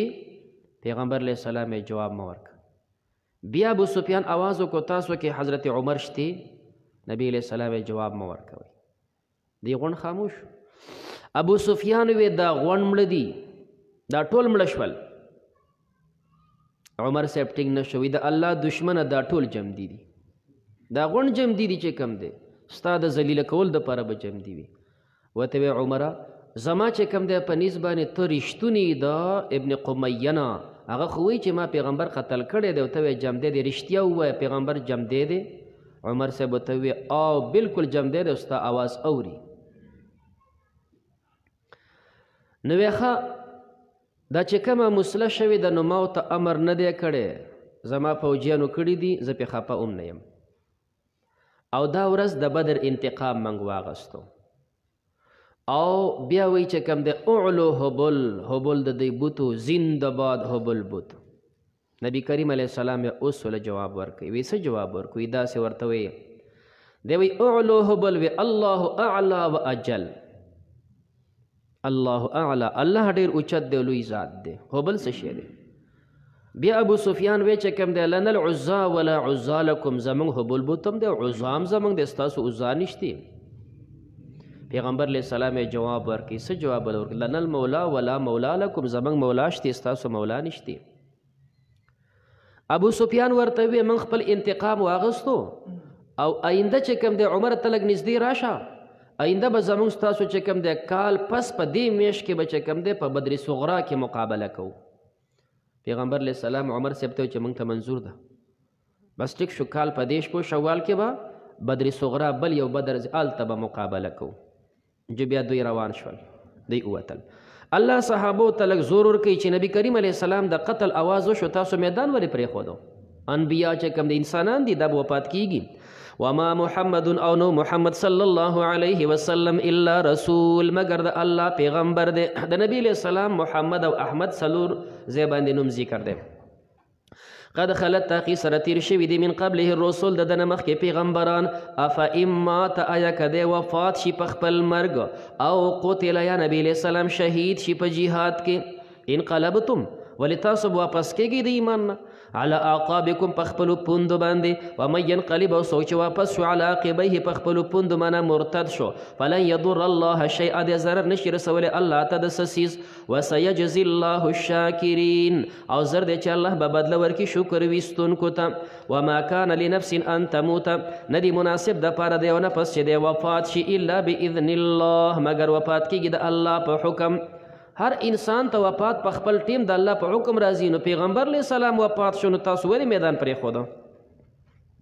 کتابا مؤجله دا لیکل وي مقرر ومن یرید هغه څوک چې اراده کوي ثواب الدنیا ثواب او بدله د دنیا نه اتیه منها موږ ورکوو د دنیا نه ومن یرید هغه څوک چې اراده کوي ثواب الاخره د ثواب د آخرت نه اتیه منها موږ ورکوو د آخرت نه وسنجزي الشاکرین زر دی چې موږ به بدله ورکو شکر ویستونکو ته وکأی من نبی الله صحابو ته تسلی ورکوي څونه انبیا شهیدان شوي دي د هغوی سره څونه ملګري شهیدان شوي دي ولې هغوی د خپل دین نه سستی کړې ده تاسو ولې سستی کوئ وکأی من نبی او ډېر د پیغمبرانو نه قاتل معه قتال کړی د هغوی په ملګرتیا کې انبیا جنګېدل د هغوی ملګرتیا کې قتال کړی ربیون کثیر ډېر خدایي خلکو فما وهنوا اغوی سوس شوي نو لما اصوابهم هغه چې هغوی ته ورسېدل فی سبیل الله د الله په لار کې الله په لار کې قتل شوي دي زخمیان شوي دي خو سستي نه ده کړې وما ضعفوا او دوی نه دي ضعیفان شوي وما استکانوا او دوی نه دي دباو شوي د کافرانو نه دوی دباو شوي نه دي والله الله پاک یحب الصابرین خوښوي صبر کوونکي وما کان قولهم نه به وینا د دوی الا ان قالوا مگر دوی داسې وې دغه انبیاو د هغې ملګرو قتال کو په هغې باندې څومره سخته راغلي هغې به داسې وې ربنا اغفر لنا یا الله موږ ته بخښنه وکړه ذنوبنا زموږ د ګناهونو و اسرافنا او زموږ زیاتې فی امرنا زموږ په کار کې موږ نه په دې دین کار کې څه زیاتې شوي الله موږ ته هغه معاف کړي وثبت اقدامنا مضبوط که زموږ قدمونه ونصرنا موږ له امداد راکړي علی القوم الکافرین په قوم کافرانو فآتاهم الله پس ورکړه الله دوی ته ثواب الدنیا بدله په دنیا کې مو عوض ورکو وحسن ثواب الاخره او ښایسته بدله د اخرت والله الله پاک يحب المحسنین خوښوي نیکان یا ایها الذین آمنوا ای د ایمان ولو ان تطیعوا الذین که تاسو تابعداري وکړئ د هغه کسانو کفرو چې کافران دي یردوکم تاسو به واپس کړي علی اعقابکم ستاسو په پوندو کافرانو خبره منی نو تاسو به په پوندو واپس کړي نو معنی مرتد به مو کړي فتنقلبوا تاسو به وګرځئ خاسرین تاوانیان نو د کافرانو خبره مه منئ د دې په ځای باندې د الله خبره منئ د خپل دوست خبره منئ بل الله بلکې الله پاک مولاکم ستاسو دوست دی وهو خیر الناصرین او دا غوره امداد کوونکی دی اوس د کافرانو که جماعت څومره غټ دی ډلې څونه مضبوطه ده الله فرمایي د دوی ختمول دوی پړه کې رعب اچول دا زما کار دی دوی نه مه مرعوب کېږي سنلقي زر دی چې زه به وغورځوم فی قلوب الذین پړونو د هغه کسانو کې کفرو چې کافران دي الرعب یره د دوی پړه کې به یره واچوم نو ستاسو نه به یریږي ولې بما اشرکو په دې وجه چې دوی شرک کړی بالله د الله سره مشرکان دي ما لم ينزل به هغه چې نه دی نازل کړی الله په دې سره سلطانا څه دلیل شرک باندې ایس دلیل نشته د جواز ومأواهم النار او زید دوی اور دی و بئس او ډیر بد دی مسوى الظالمین زی او ټکانه د ظالمانو دا اور او جهنم دی مسلمانان په دې اشتباه کې وو چې موږ خو د الله د پیغمبر ملګري وو قتال او جنگ د پاره جهاد د پاره راوتي وو نو بیا موږ د تکلیف سره مخامخ شو او الله خود خپل پیغمبر سره د کامیابی وعده کړې ده الله پاک تسلی ورکوي ما تاسو سره د کامیابی وعده کړې وه خپله وعده مې رښتونې کړه تاسو مې کامیاب کړئ اول چې کوم د کامیابی خو تاسو ته میلاو شوه خو تاسو د خپل پیغمبر مکمل اطاعت اونکو هغه ځای مورچه مو پریښوله نو هغه ګټلی شوی جنگ په بیلات باندې بدل شو ولقد تحقیق سره صدقکم الله رښتونې کړه الله ستاسو سره وعده خپله وعده تاسو سره وعده کړې وه په څه باندې بالنصرتې الله د سره وعده کړې وه په امداد هغه وعده د سره رښتونې کړه استحسونهم کله چې تاسو قتلول دا کافران بإذنه په حکم د الله نو اول چې په دې احد کې جنگ شروع شو مسلمانان دی غالب یو په یو وجنګېدل دو په دو وجنګېدل اخر ګډ وډ شول نو چې ګډ وډ شول چې کوم د کافرانو نه 22 کسان مردار شول نو تاسو غالب چې 22 د هغې نه مردار شول بیا هغې وتښتېدل نو چې وتښتېدل الله وایي تاسو مې غالب نه کړی ولې حتی تر دې اذا فشلتم کله چې تاسو بزدله شوئ وتنازعتم تاسو اختلاف وکړو فی الامر په امر د امیر کې امیر درته وی ایثار شئ د غر نه مه کوزېږئ تاسو اختلاف وکړو نیم وی ایثاریږو نیم وی نه ایثاریږو کوزیږو وعصیتم او تاسو خلاف وکړو د امر د امیر نه امیر درته مه کوزېږئ تاسو کوز شولئ من بعد ما پس د هغې نه اراکم چې الله اوخو تاسو ته ما تحبون هغه چې تاسو خوښول ما تحبون څه شی دی نو بعضې معنا کوي دنیا الله تاسو ته اوخو ما هغه دنیا تحبون خو غوره معنا ځکه صحابه د دنیا شوقیان نه وښه ما چې کوم دی دا عبارت دی چې کوم دی د کامیابۍ او د غلبې نه الله وایي تاسو سره مې وعده کړې وه چې زه به تاسو امداد کوم نو عصیتم تاسو نافرماني وکړه د امر د امیر من بعد ما پس د هغې نه اراکم چې الله اوخو تاسو ته ما هغه امداد او نصرت تحبون چې تاسو خوښو چې کوم د هغه نصرت مې درته وښو ما عبارت د نصرت نه ولې وایو مخکینی پې قرینه ولقد صدقکم الله د نصرت امداد کړی او وعده کړې وه چې الله د امداد د نصرت کړی او حق ستاسو سره رښتونې کړو تاسو یې غالب کړئ بیا منکم بعضې په تاسو کې من هغه یرید الدنیا هغوی اراده کوله د دې نږدې حالتو چې دا غنیمت را جمع کړي دا بعض وی چې هغوی جهاد وکړو هغه ستړي شو موږ به اوس دا مال را جمع کړو نو دا هم د خیر اراده وه چې د دې مسلمانانو سره امداد وکړو دا غنیمت به موږ را جمع کړو ومنکم او بعضې په تاسو کې من هغه یرید الاخره هغوی اراده کوله د آخرت هغې وی د دنیا ته سره میلان نه کوو بلکې د آخرت په تمو ثم صرفکم نو اول مې تاسو غالب کړئ بیا مې تاسو واړولئ عنهم د کافرانو نه اول پې تاسو غالب وئ نو تاسو مې ترې لرې کړئ اوس مې هغه راوچت کړل لیبتلیکم چې الله په تاسو امتحان وکړي امتحان یې د باندې وکړو نو تاسو نه زخمیان او شهیدان شوئ دا خو تمام د واقعي پس منظر حالات بیان شول اوس وروسته خلک به داسې سوچ کړي یاره خو دې صحابو ته پیغمبر ویلو چې تاسو دا ځای مه پرېږدئ هغې پرېښودو نو دا به ګینې غټ ګناهګار خلک وي نو ته به هم پسې لیکل کړي او زه به هم پسې لیکل کوم او ته به هم پسې خبرې کوي او بل به هم پسې خبرې کوي الله د دې غونډو بندګانو خوله بندوي ښه تا ته مې واقعه بیان کړه ارسد ته بیان شول خو د غونډو خوله بندوي ګوره کړت به مخکې نه کوې ولقد عفا عنکم څومره تاکید سره الله خبره کوي داسې واو چې کوم دی واو موتیه للقسم وي لام د پاره د تحقیق دی قد د پاره د تحقیق دی عفا چې کوم دی صیغه د ماضي ده ته د دونه تحقیقاتو سره الله فرمایي څه قسم دی یقینا په تحقیق سره الله تاسو معاف کړي دا چې څه شوي دي نو الله وایي یقینا مې تاسو معاف کړي اوس چې الله پاک دا ټول معاف کړل د دې نه اخوا بیا چا دپاره دا گنجایش دی چې هغه دې پسې قلم راوچت کړي چې کوم دی او بیا دا ذکر کوي معاویه داسې دی او پلان کې داسې دی نه جي ایس چې کوم دی خبره بیا گنجایش نشته دا غونډ الله معاف کړل بیا در حقیقت بنیادی مسله داسې وي کم چې د انبیاو په شان باندې لیکل کیږي او یا د صحابو په شان باندې لیکل کیږي د دې لیکلو دوه جهته وي یو د پیغمبر چې کم دی ته شان لیکي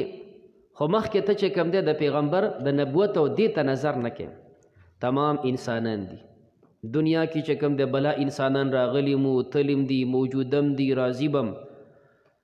د دې انسانانو په جماعت کې انبیا هم یو د دې انسانانو په جماعت کې صحابه هم دي د انسانیت په لیول باندې چې د غونډو ته ګوري او بیا پکې چاڼ کې پیغمبر یو انسان یاره دا چل شوی دی او دا چل شوی دی نو بیا د انسانیت په دې لیول کې به لازمي خبر ده چې ته به بیا پکې بکواسونه راوباسي همدارنګه انسانیت په دې لیول چې ته ګوري نو صحابه دي نو منځ کې چې کوم دی انسان دی ته ما ته قارېږي زه تا ته قارېږم ته به غوسه م یې تا به تیزه خبره کړي ما به کمزوري خبره کړي یو بل سره به مشت ګریوان څوک څپېړه به م راغلي نو دې حالاتو ته ګوري نو بیا به چې کوم دی د صحابو پسې هم بکواس کې نو دا خلک غلط شي ځکه دی دې حضراتو ته چې په کومه شیشه کې کتلو هغه شیشه کې دو نه کتل د په غلطه شیشه کې وکتل او دویم پیغمبر او صحابو ته کتل دي خو مخکې به هغه ټکي او سره یاد کې چې دا د الله پیغمبر دی دا د الله نبی او رسول دی او د یو عظیم شان دی اوس چې دا د الله د خوا نه منتخب دی الله مقرر کړی دی الله ته فرشته رالیږي الله د انسانانو اصلاح دپاره مقرر کړه د دونه مرتبې سره بیا خپل ځان ته وګوري آیا د دې شخصیت په شان کې زه خوله وازولی شم بیا به تکړه تم نه کې که نه دا ګز دا میدان مثال دنیا کې وزیر سے بھی صدر سے بھی دنیا لږه شانې عهده وي ورسره څوک د هغې خلاف کولی شي وکوئ ځکه تاسو کولی شئ وکوئ څوک خبره کولی شئ نه شئ کولی ورنه چې دی خو ته وګوري زما او ستا په شانه انسان دی بیا خو هېڅ خبر نه وه خو د هغه سره یو عهده ده دارنګې چې کوم دی پولیس دی دارنګې آرمي ده د هغې جرنیل دی بل دی یو انسان دی خو ته هغه پسې داسې څه ویلی شي نه شي ویلی ځکه هلته یو عهده ده چې دې عهدې ته ګوري نو ځان ترې راغونډې نو کړت نه شي کولی دا خو د انسانانو مرتبه او لږ شانې عهده ده انبیاو کم شان دی صحابو دپاره یو لوی عهده ده چې الله د خپل پیغمبر د ملګرتیا دپاره دا چاڼکړي خلک دي نو چې دې ته ګوري بیا ستا څه حیثیت دی بیا په دې کې ته خبر نه شي کولی بیا به ستا قلم غلط نه چلیږي بیا به ستا خوله غلطه نه چلیږي نو دا دوه جهته نو څوک مونږ اهل سنت والجماعت علماء دیوه احناف مونږ صحابه او پیغمبر په دې دویمه شیشه په نظر کې ګورو نو ځکه انبیا معصوم ویو صحابه محفوظ ویو نه په خپله پسې خبرې او نه د چا خبرې پسې منو او کم خلک چې خطا شي هغوی په اول نظر باندې ګوري نو د انبیاو پسې هم بکواس کوي د صحابو پسې هم بکواس کوي لګی نو ځکه خطا شي الله پاک تحقیق سره ذکر کوي ما دی معاف کړي والله الله پاک ذو فضل خاوند فضل دی علی المؤمنین په مؤمنانو باندې اذ تسعدون کله چې تاسو منډې وهلې میدان کې د نبی کریم علیه السلام د قتل آواز رالی صحابه د میدان نه ووته تختی ولا تلون او تاسو نه کږېدلی علی احد یو کس ته هر یو د میدان نه ځان سیټ ته ایستو والرسول پیغمبر علیہ السلام یدعوکم تاسو را بللی فی اخراکم پی صف اخراکم رستونی سب کی ولاړ د آواز ته کی چرته روان یې فاصابکم ارس تاسو ته غما یو غم بغم یا چې کوم دی دا با په معنا د مع سره فاصابکم ارس تاسو ته غما یو غم چې هغه شکسو تاسو ته چې کوم دی تکلیف میلو شو بغم معنا مع غم سره د بل غم نه چې ګټلی شوی غنیمت هم لاړو یو غم و چې جنگ مو بیلو دویم غم چې کوم دی غنیمت پروت هغه واپس کافرانو دنه واغسته غمن مع غمن دویم چې کوم دی با سببیه ووایه فاصابکم ارسی تاسو ته غمن یو غم بغم معنا بسبب غمکم الرسول تاسو پیغمبر علیه السلام خفه کړو نبی کریم علیه السلام تاسو ته ویلو چې دا ځای به ګوره نه پرېږدئ تاسو نبی علیہ السلام خفه کو هغه ځای مو پرېښود نو تاسو ته تکلیف ورسېد نو د سنت په خلاف کې چې کوم دی بیا به داسې تکلیفونه رسي لکی لا تحزنوا الله وی دا مې تاسو خبر کړئ چې تاسو غمجن کېږئ نه ظاهري چې وګوري اشکال دا پیدا کېږي عجیبه ده الله وی تاسو ته مې چې کوم دی غنیمت مې دنه اوم واغستو تاسو ته مې تکلیف هم در کو ګټلی شوی جنگ مې په شکست بدل کو خفه کېږه مخه خپه کېږم یو سړی ته ښه وغره بیا ته خپه کېږم نو څنګه به نه خپه کېږي ګټلی جنګ وبیللی شو غنیمت د لاسه لاړو او بیا الله وی خپه کېږم نو وجه دا ده چې الله وی دا ګټلی شوی جنگ دی وبیلو غنیمت د لاس نه لاړو دا ټولې مسلې رالی اوس د ته یم چې مه خپه کېږه ځکه ستا د خپل لاس کارو که نه مه خپه کېږه ځکه دا امتحان و که نه مه خپه کېږه دا چې کوم دی ستا دپاره د شهادت مرتبه وي لکه لا تحزنو علی ما فاتکم هغه چې ستاسو نه فوت شل ولا ما اصابکم او ته مه خفه کېږه تکلیف چې تاسو ته ورسېد والله خبیر الله خبردار دی بما تعملون هغه چې تاسو عمل کوئ ثم انزل علیکم بیا نازل کو الله پتا سو باندې من بعد الغم پس د غمنا دغه غم چې کم تکلیف شکسو الله نازل کو پتا سو باندې امانتن امن رااله امن څنګه رااله نعاسن دا خوب یغشا چې پټوي طائفتن یو ډله منکم ستاسونه وطائفه او بل ډله قد اهمتهم غي قسکړو انفسهم خپل ځانونه په دې میدان کې بعضی کمزوري حضرات دي ناغي یریږي رفیږي او بعضی زړور په دې باندې خوب رااله په میدان کې چې کم د خوب ورځي چې کده لاس نه متوره پرې وتله بیا به مور واغستله د خوب سره انسان پوره دمش نو چې دغه خوب جټکې پیراله کنه بدن دمشو نو بیا چې راويخ شروع چې کم دی نو بیا داسې چوستو چالاکو چې د سره دوی چاته جنگ کړي نه دی الله دا خوب په دی راوستو حضرت شیخ سرفراز خان صاحب فرمایل وی زمون حضرت شیخ چې کم د حسین احمد مدنی رحمه الله به چې په جهاد او په جنگ کې خوب دا رحمانی وي په جهاد کې خوب راتلل دا د الله د خوا نه نعمت دی او په سبق کې خوب راتلل دا شیطانی وي سبق کې چې کوم د خوب راځي نو دا شیطانی چې کوم د زور وي چې تو سټه کې وانه ورې ودی دي کی نو دا شیطانی وي نو دې کې به کوشش کې چې خوب نه راځي او په جنگ او قتال کې خوب راتل دا رحمانی وي د الله د خوا نه ځکه دا سړی دومره مطمئن دی د الله په ذات اعتماد دی نو دا خوب چې لري شو نو بیا چې کوم دوی بالکل تکړه شول بیا د احد د میدان نه چې کوم د اخوا ته غر دی نبی کریم علیه الصلاۃ والسلام هغه غر ته یوړی شو بیا الته دوه چې کوم دی په دې غر کې سوړي دي نو یوه لاندې د سړک سره متصل داسې سوړه ده ویلی شي چې نبی علیه السلام دلته لږ شانتې آرام کړی دی بیا لږ شانتې وروسته یوړو نو غر کې لږ شانې چې بره وخیږي غونډۍ کې شانه الته بیا لږ ځای دی بیا نبی علیه السلام الته کېنو زخمي و د دې غونډۍ نه شاته چې کوم دی بیا یو ناو غونتی دی په دې ناو کې اوبه وي اوس هلته بلا کورونه دي لوی آبادیانې دي نو هغه ناو ته تلل او هغه خوړګۍ ته تلل ګران دي کیدای شي به یا نه وي پکې خو غونډ خاریه شوې ده البته دا دې خوا چې کوم نبی کریم علیه السلام ته چې کوم منسوب ځایونه دي دا منسوب ځکه وایي چې تاریخي خبرې دي نو د الله چې کوم د علم کې دي دا چې کوم اوله کې دې غر ته ورسېږي او لاندې د دې سړک سره داسې سوړه ده خو اوږده کافي سوړه ده لږ شانې چې پکې ننوځي نو سړی داسې کیني دا سر چې کېږي دلته د دې سر په مقدار باندې په دې ګټ کې دونه ځای دی نو تاریخي قول پکې دا دی چې دا ګټ روغ و چې نبی کریم علیه السلام سر مبارک کېښودو نو دې ګټ وله ځای ورکړو روغ پکې سر داسې ځایږي روغ پکې سر ځایږي دغه شانې ناسته کې نو دې ګټ وله ځای ورکړو چې کوم دی سر مبارک یې کېښو دغه ځای کې چې کوم دی خوشبویي اوس هم شتې ښه اوس هم دا خوشبویي شته بار چې راوځي خوشبویي نشته او چې دننه هلته ورشي نو خوشبویي ده موږ په معجزه او کرامت او په دې هر څه باندې قول کوو موږ پې قایل یو بعضې کسان وایي دا مصنوعي ده نو هغه خلک خو دا د دې څیزونو مکمل خلاف دي نو هغې خو چې کوم دی د سره پکې دا کړي نه دي خو هغه اوس هم هغه شانتې خوشبویي پکې شته چې څونه دننه ورشي زیاته چې بار راوځي کمیږي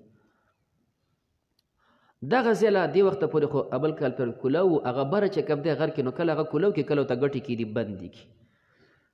نو هغه موقع چې تلي نو بیا هلته ورته ګټې کېښلې وې نو څوک یې نه پرېښودل ورته نو هغه مو نه دی کتل او دا لاندې مخامخ دغه شانتي و خو څوک یې پرېښودل نه او دا لاندې ځای چې کوم دی نو کې را سره څو علما ملګري هم وو بلکل باقاعده هغه خوشبویي محسوسېدله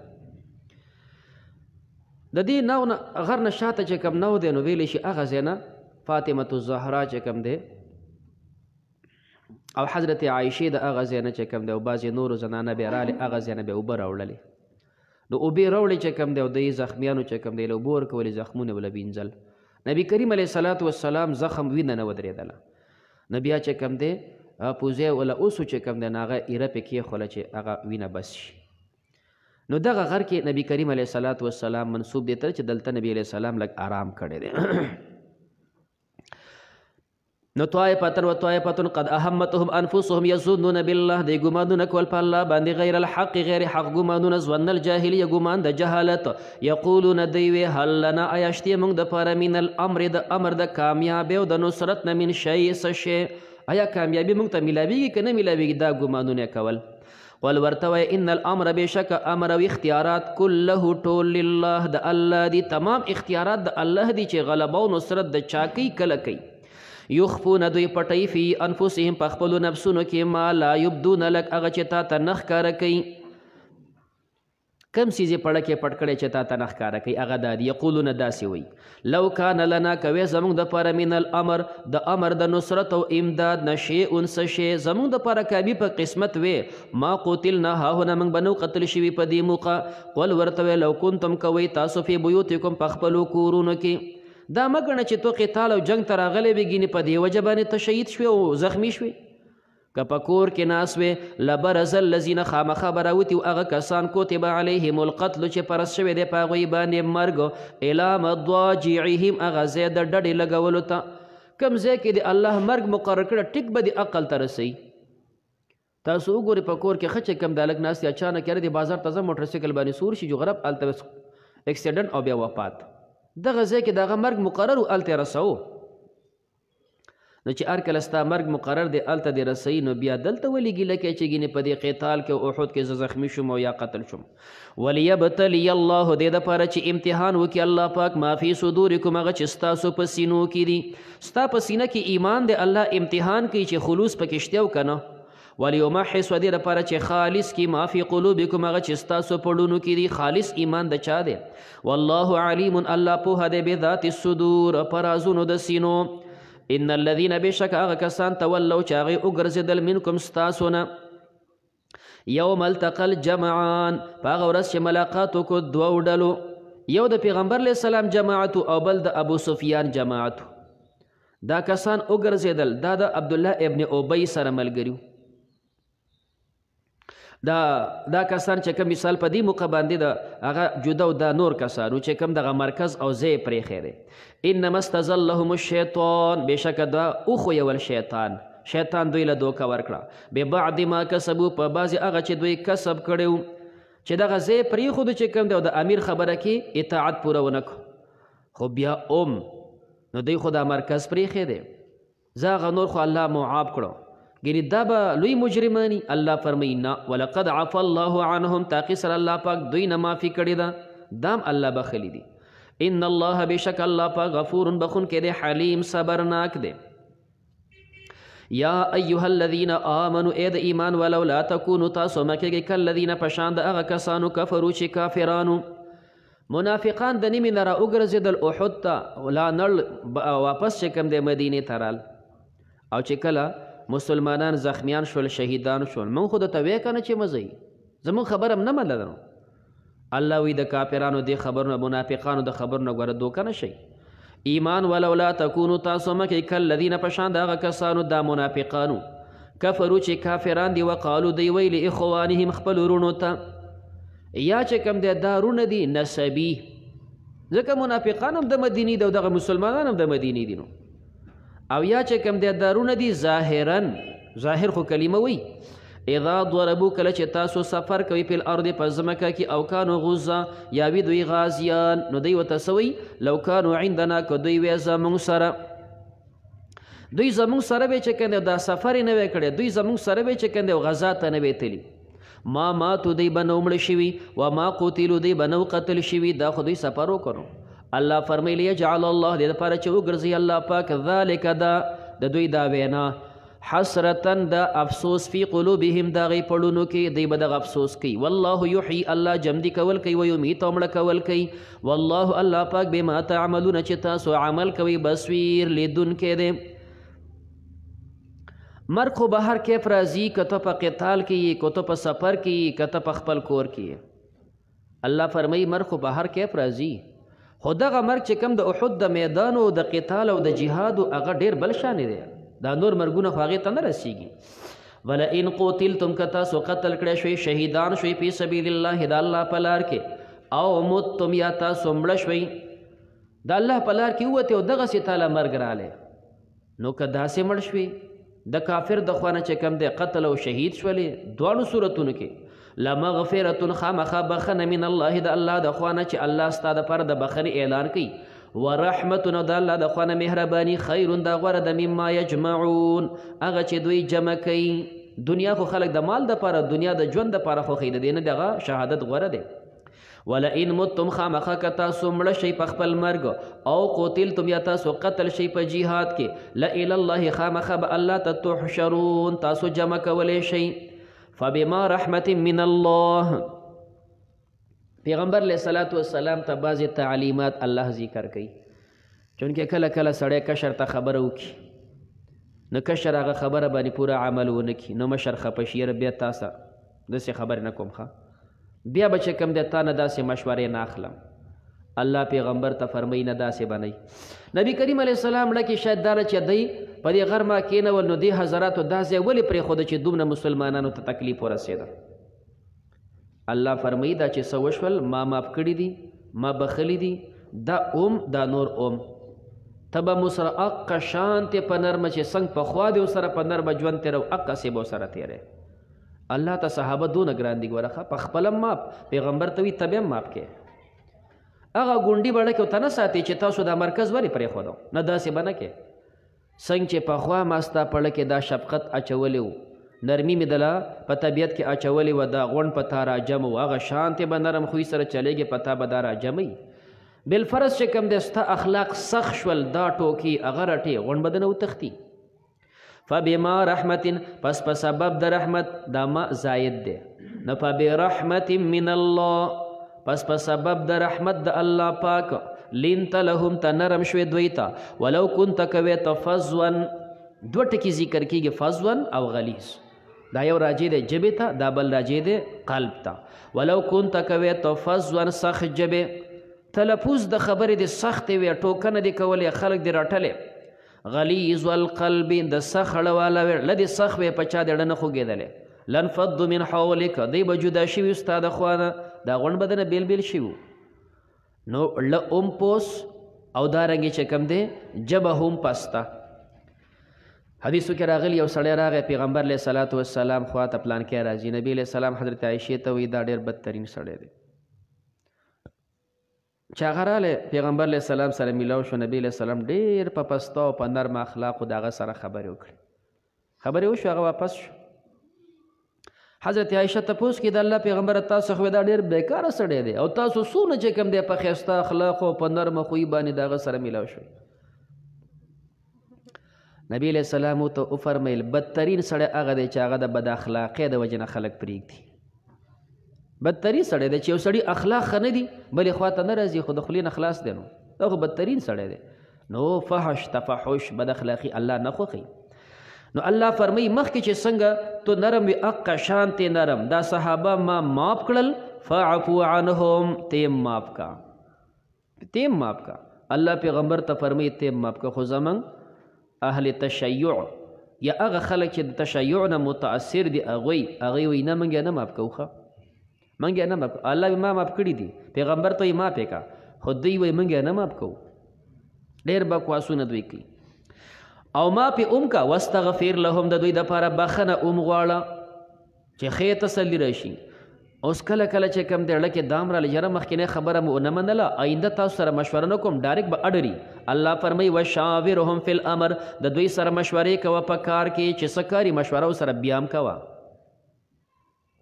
لہذا دا خو د نبی علیه صلات وسلام د صحابو سره تعلیم دا سبق دی د هر لیډر دپاره د خپلو ملګرو سره دا سبق دی د هر ملک د خپل کلی سره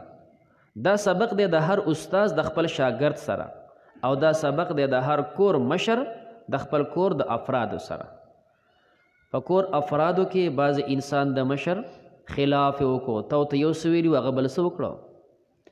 شاګرد دی چې کوم دی بعضې حرکات یې داسې وکړو چې استاز ته نه خفه دی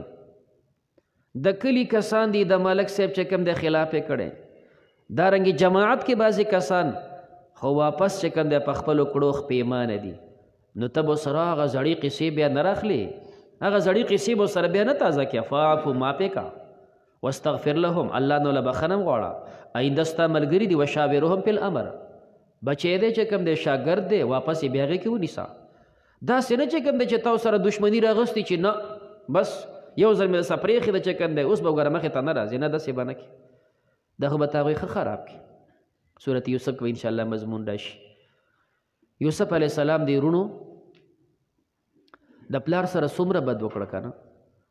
کچ ماشوم بچی چې کوم دی معصوم ورور هغه د پلار نه چې کوم دی وشو کو بیا په سونه بې دردۍ سره بیا چې کوم دی پلار ته ښه 100% پته ولګېده چې دا بچی رانه دوی پټ کړی دی او چې هر څه ورسره کړي دي او دا چې څومره ژوند تیر شوی دی که 40 کاله پس یوسف علیه السلام میلاو شوی دی که 80 کاله پس یوسف علیه السلام میلاو شوی دی خو پلار د بچي د خپلې غېږې نه جدا کړي نه دي ښه د خپلې غېږې نه جدا کړي نه دي هغې ورسره څه کړي دي او دی ورسره څه کوي که نه نو دا طریقې ښه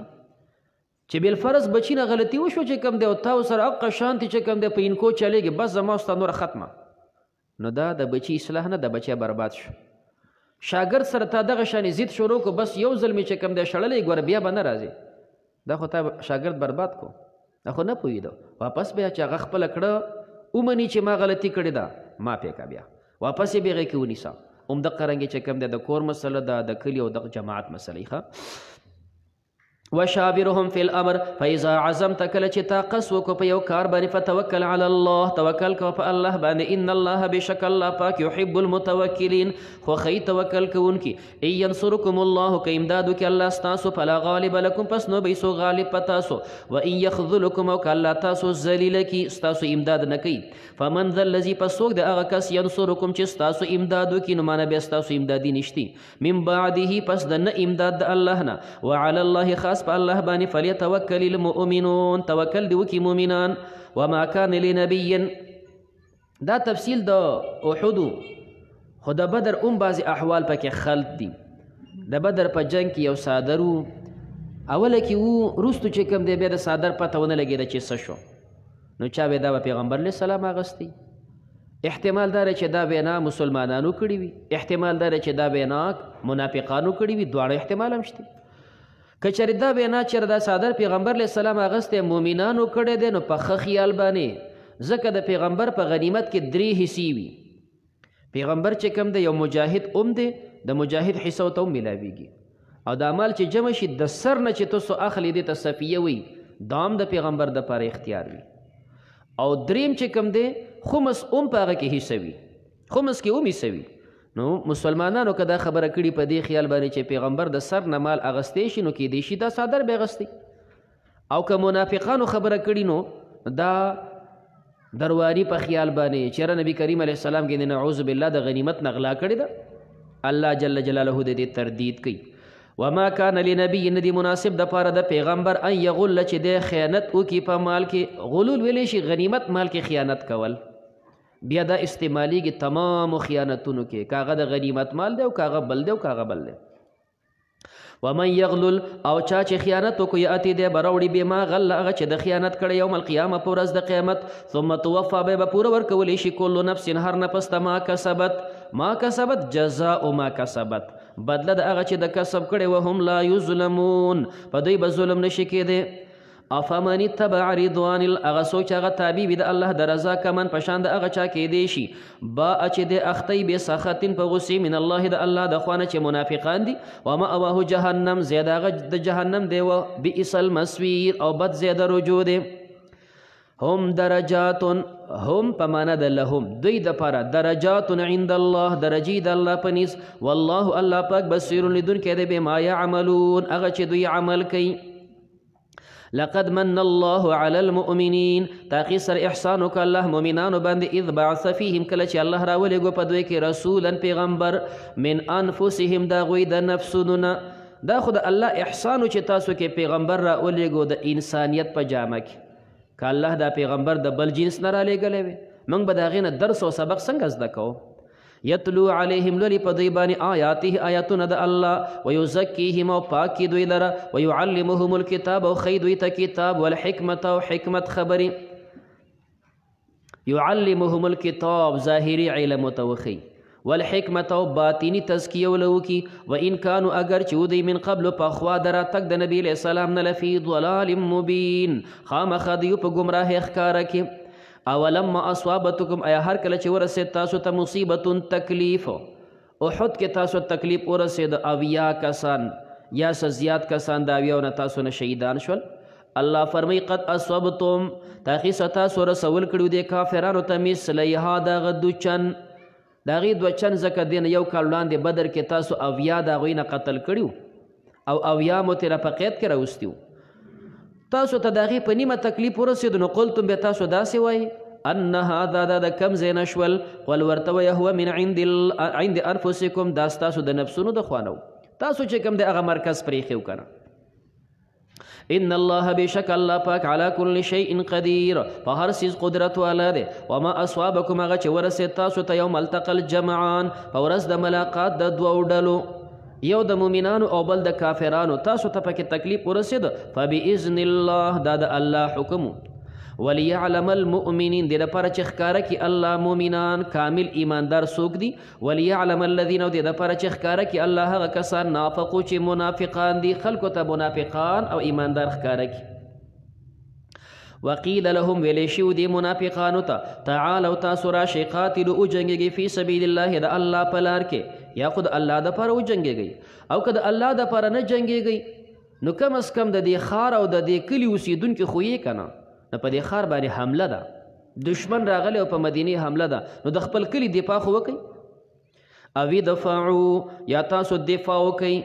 منافقانو ته دا وویلی شو نو قالو دی وی لو نعلم قتالا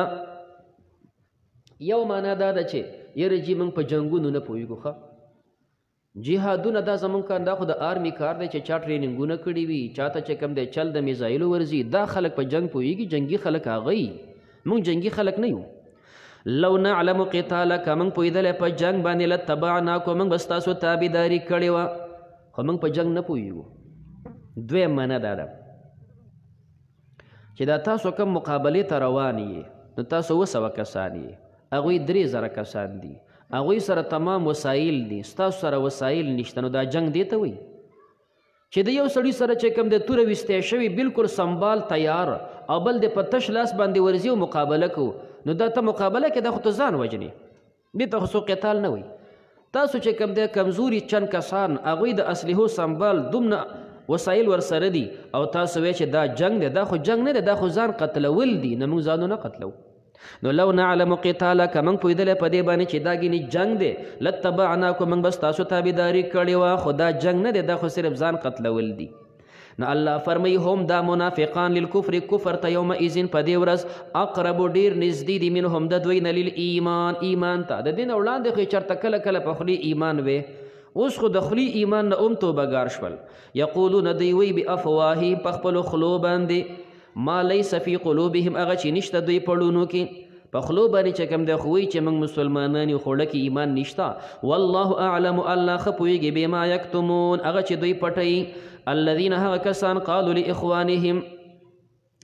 دا منافقان چې کوم دی وایي د خپل ورونو ته وقعدوا او دوی په خپله ناست دي د قتال نه په خپله خو جنګ او جهاد ته نه ځي بل ته م وایي چې ګوره مزه لو اطاعونا که دوی زموږ تابعداري کړې وې ما قتلو دوی به نو قتل شوي قل ورته وایه فدرؤوا تاسو دفع کوئ عن انفسکم الموت د خپل ځان نه مرګ ان کنتم صادقین که یې تاسو رښتوني که دا مرګ په دې جنګ وي نو بیا خو تاسو په کورونو کې ناست چې مرګ دله راشي نو زه دې نه ځان بچ که که نه ځان خلاصولی شي نه په کور کې مري په جنګ کې مري په جهاد کې مري خو چرته د کور مرګ او چرته د قتال او د جهاد مرګ دا کوم ځای کې برابر دي ولا تحسبن الذین قتلوا ګمان مه کوه په هغه کسانو چې دا قتل شوي دي فی سبیل الله د الله په لار کې په ده ګمان مه کوه اموات چې دا ګینې مړه دي دویمه پاره کې مضمون ذکر کوو دغه صاحب چې شهید شو نو موږ ورته ګورو روح ترې نه ووتو موږ ورته ګورو چې کوم دی سړی مو راواغستو او په دې خاورو کې مو ننیستو دفن مو کو دې ته خلک مړی وایي ښځه چې کوم دی کونډه شوله او چې کومه ښځه کونډه شي نو خاوند ته خلک مړ وایي دې ښځې دپاره اختیار میلاو شو که بل ځای کې واده کوي ځان له رشته کوي نو کولی شي نو پته لګي هغه سړی مړ دی ځکه که ښځه بل خاوند کولی شي دې بچي لوله چې کوم دی موږ یتیم وایو یتیم خو هله وایو چې پلار یې مړ شي نو دا غونډې مسلې راغلې دا خو مړ دی او بیا هم الله فرمایي ته ورته مړ مه وایه بل احیا بلکې دا جمدي دي نو مسله دی چې یو د دنیا ژوند دی یقینا د دنیا ژوند منقطع شو د دنیا د ژوند نه چې کوم دی تمام انسانان دا کټ شي یو د برزخ ژوند دی هغه بیا د انسانانو دپاره جدا دی نو بل احیاء دا برزخي ژوند دی او برزخي ژوند بیا دومره اعلی دی چې ډېر شهدا دقسې پراته وي دغه د احد حضرات دي دی دفن شول 46 سال 40 کاله پس هغه ځای باندې اوبه راغلې اعلان وشو راشئ چې کوم دی د چا مړي وي نو خپل مړی سیټ ته کوي دې ځای باندې اوبه راغلي جابر صاحب فرمایي زه رالم چې کوم دی د پلار پسې ما خپل پلار را وکنستو ومې کته چې کوم دی اقصې پروت و چې څنګه مې په کومه ورځ دفن کړی دی او 46 سال پس چې کوم دی کفن یم اقصې روغ دی کفن نه دی خراب شوی داسې چې کوم دی زه زخمی دی په هغه باندې لاس ایښی دی دا لاس له ما را لرې کړو نو چې مې را لرې کړو چې کوم دی نو هغې نه روانه شوه او لاس یې داسې و لکه څنګه چې سړی اوس تازه مړي باندې چې ورځ تېره شي بیا لاس سپې نه راغونډېږي هغه داسې کلک شي 46 سال پس ما دغه لاس لرې کړو داسې دی چې قصې لکه تازه دغه ځای باندې اوبه رالې معاویه صاحب زمانه ده نو لختې کنستې شو چې کم دی نو دلته چې کم دی بعضې شهدا نو د ګنتري ګزار وکړی شو د شهید دا پونده ولګېدله پکې هغه نه وینې دارې شروع شولې وینه تې هغسې روانه شوه نو دا دنیا کې هم دغه شانتې الله د هغې هغه ژوند ښیي بل احیا بلکې دا جمدي دي عند ربهم په نیز د خپل رب باندې یرزقون دوی ته رزق ورکولی شي فریحین دی خوشحالي کوي بما آتاهم الله هغه چې الله دوی ته ورکړي من فضله د خپل فضل نه الله چې کوم دوی ته نعمت ورکړی دوی خو خوشحاله دي او دا شهدا په دې تمه دي چې زموږ وروسته بچي پاتې شوي دي وروڼه مو پاتې شوي دي هغه به عمره پسې راځي ویستبشرون دوی زیره حاصلی بالذین په هغه کسانو لم یلحقوا بهم چې هغه لا نه دي پیوسته شوي د دوی پسې من خلفهم د دوی نه وروسته مې دا رور پاتې دی بچی مې پاتې دا به هم شهید کېږي راځي به الله خوف علیهم نه به یره په دوی باندې ولا هم یحزنون او نه به دوی غمجن شي یستبشرون دوی زیره حاصلی بنعمت من الله په نعمت د الله وفضل او د الله په فضل وان الله بشک الله پاک لا یضیع نه بربادوي اجر المؤمنین اجر د مؤمنانو صلی الله تعالی علی خیر خلقه اللهم صل على سيدنا مولانا محمد وبارك وسلم عليه الہ العالمین زمونږ دا وینا اورېدل ناست الله په خپل دربار قبول او منظور کړي الہ العالمین ژوند زندگی د الله په کتاب باندې الله ستا په کتاب د نبی علیه السلام په سنت باندې الله ښایسته کړي الله زمونږ دا درس او زمونږ دا وینا زمونږ د نجات ذریعه کړي الله مونږ باندې وبال مه ګرځوي الہ العالمین تمام امت مسلمه دپاره چې څومره جمدي دي څونه وفات دي الله د ټولو په دې کې حصه وکړي الله مونږ د دې ثواب تمام امت مسلمه ته بخلی دی الله چې کم جمدي دي څوک وفات دي نږدې څوک وفات دي وړاندې الله د ټولو مغفرت وکړي د هغوی درجات عالیه نصیب کړي الله په ټول امت باندې خصوصي رحمتونه نازل کړي الله خاص پاکستان حفاظت وکړي الله د دې کلي حفاظت وکړي الله چې کوم دی په دې کلي باندې خصوصي رحمتونه نازل کړي الہ العالمین څونه مسلمانان درس ته راځي د هغوی څونه حاجات دي الله د خپلو حاجاتو سره راغلي زموږ حاجتونه پوره کړي الله څوک بیماران وي شفا کامله نصیب کړي الله څوک قرضداري وي د قرضونو نه اخلاص کړي الله نوجوانان بچي نوجوانانې بچیانې الله کورونه د عفت سره آباد کړي الله د ایمان حفاظت یې وکړي الله د عفت حفاظت یې وکړي الله د چا ودونه وي الله اولاد یې نیک اولاد ثمره نصیب کړي الله مسلمانانو بچي وي نه پوهېږي مور او پلار نافرمانئ الله تابعدار یې کړي الله د مور او پلار د سترګو یخوالی وګرځي تمام مسلمانان الله په خپلو کورونو کې خوشحاله کړي الله ته زموږ نه رضا شي آخره خاتمه زموږ په ایمان کې صلی الله تعالی علی خیر خلقه محمد و آله و اصحابه اجمعین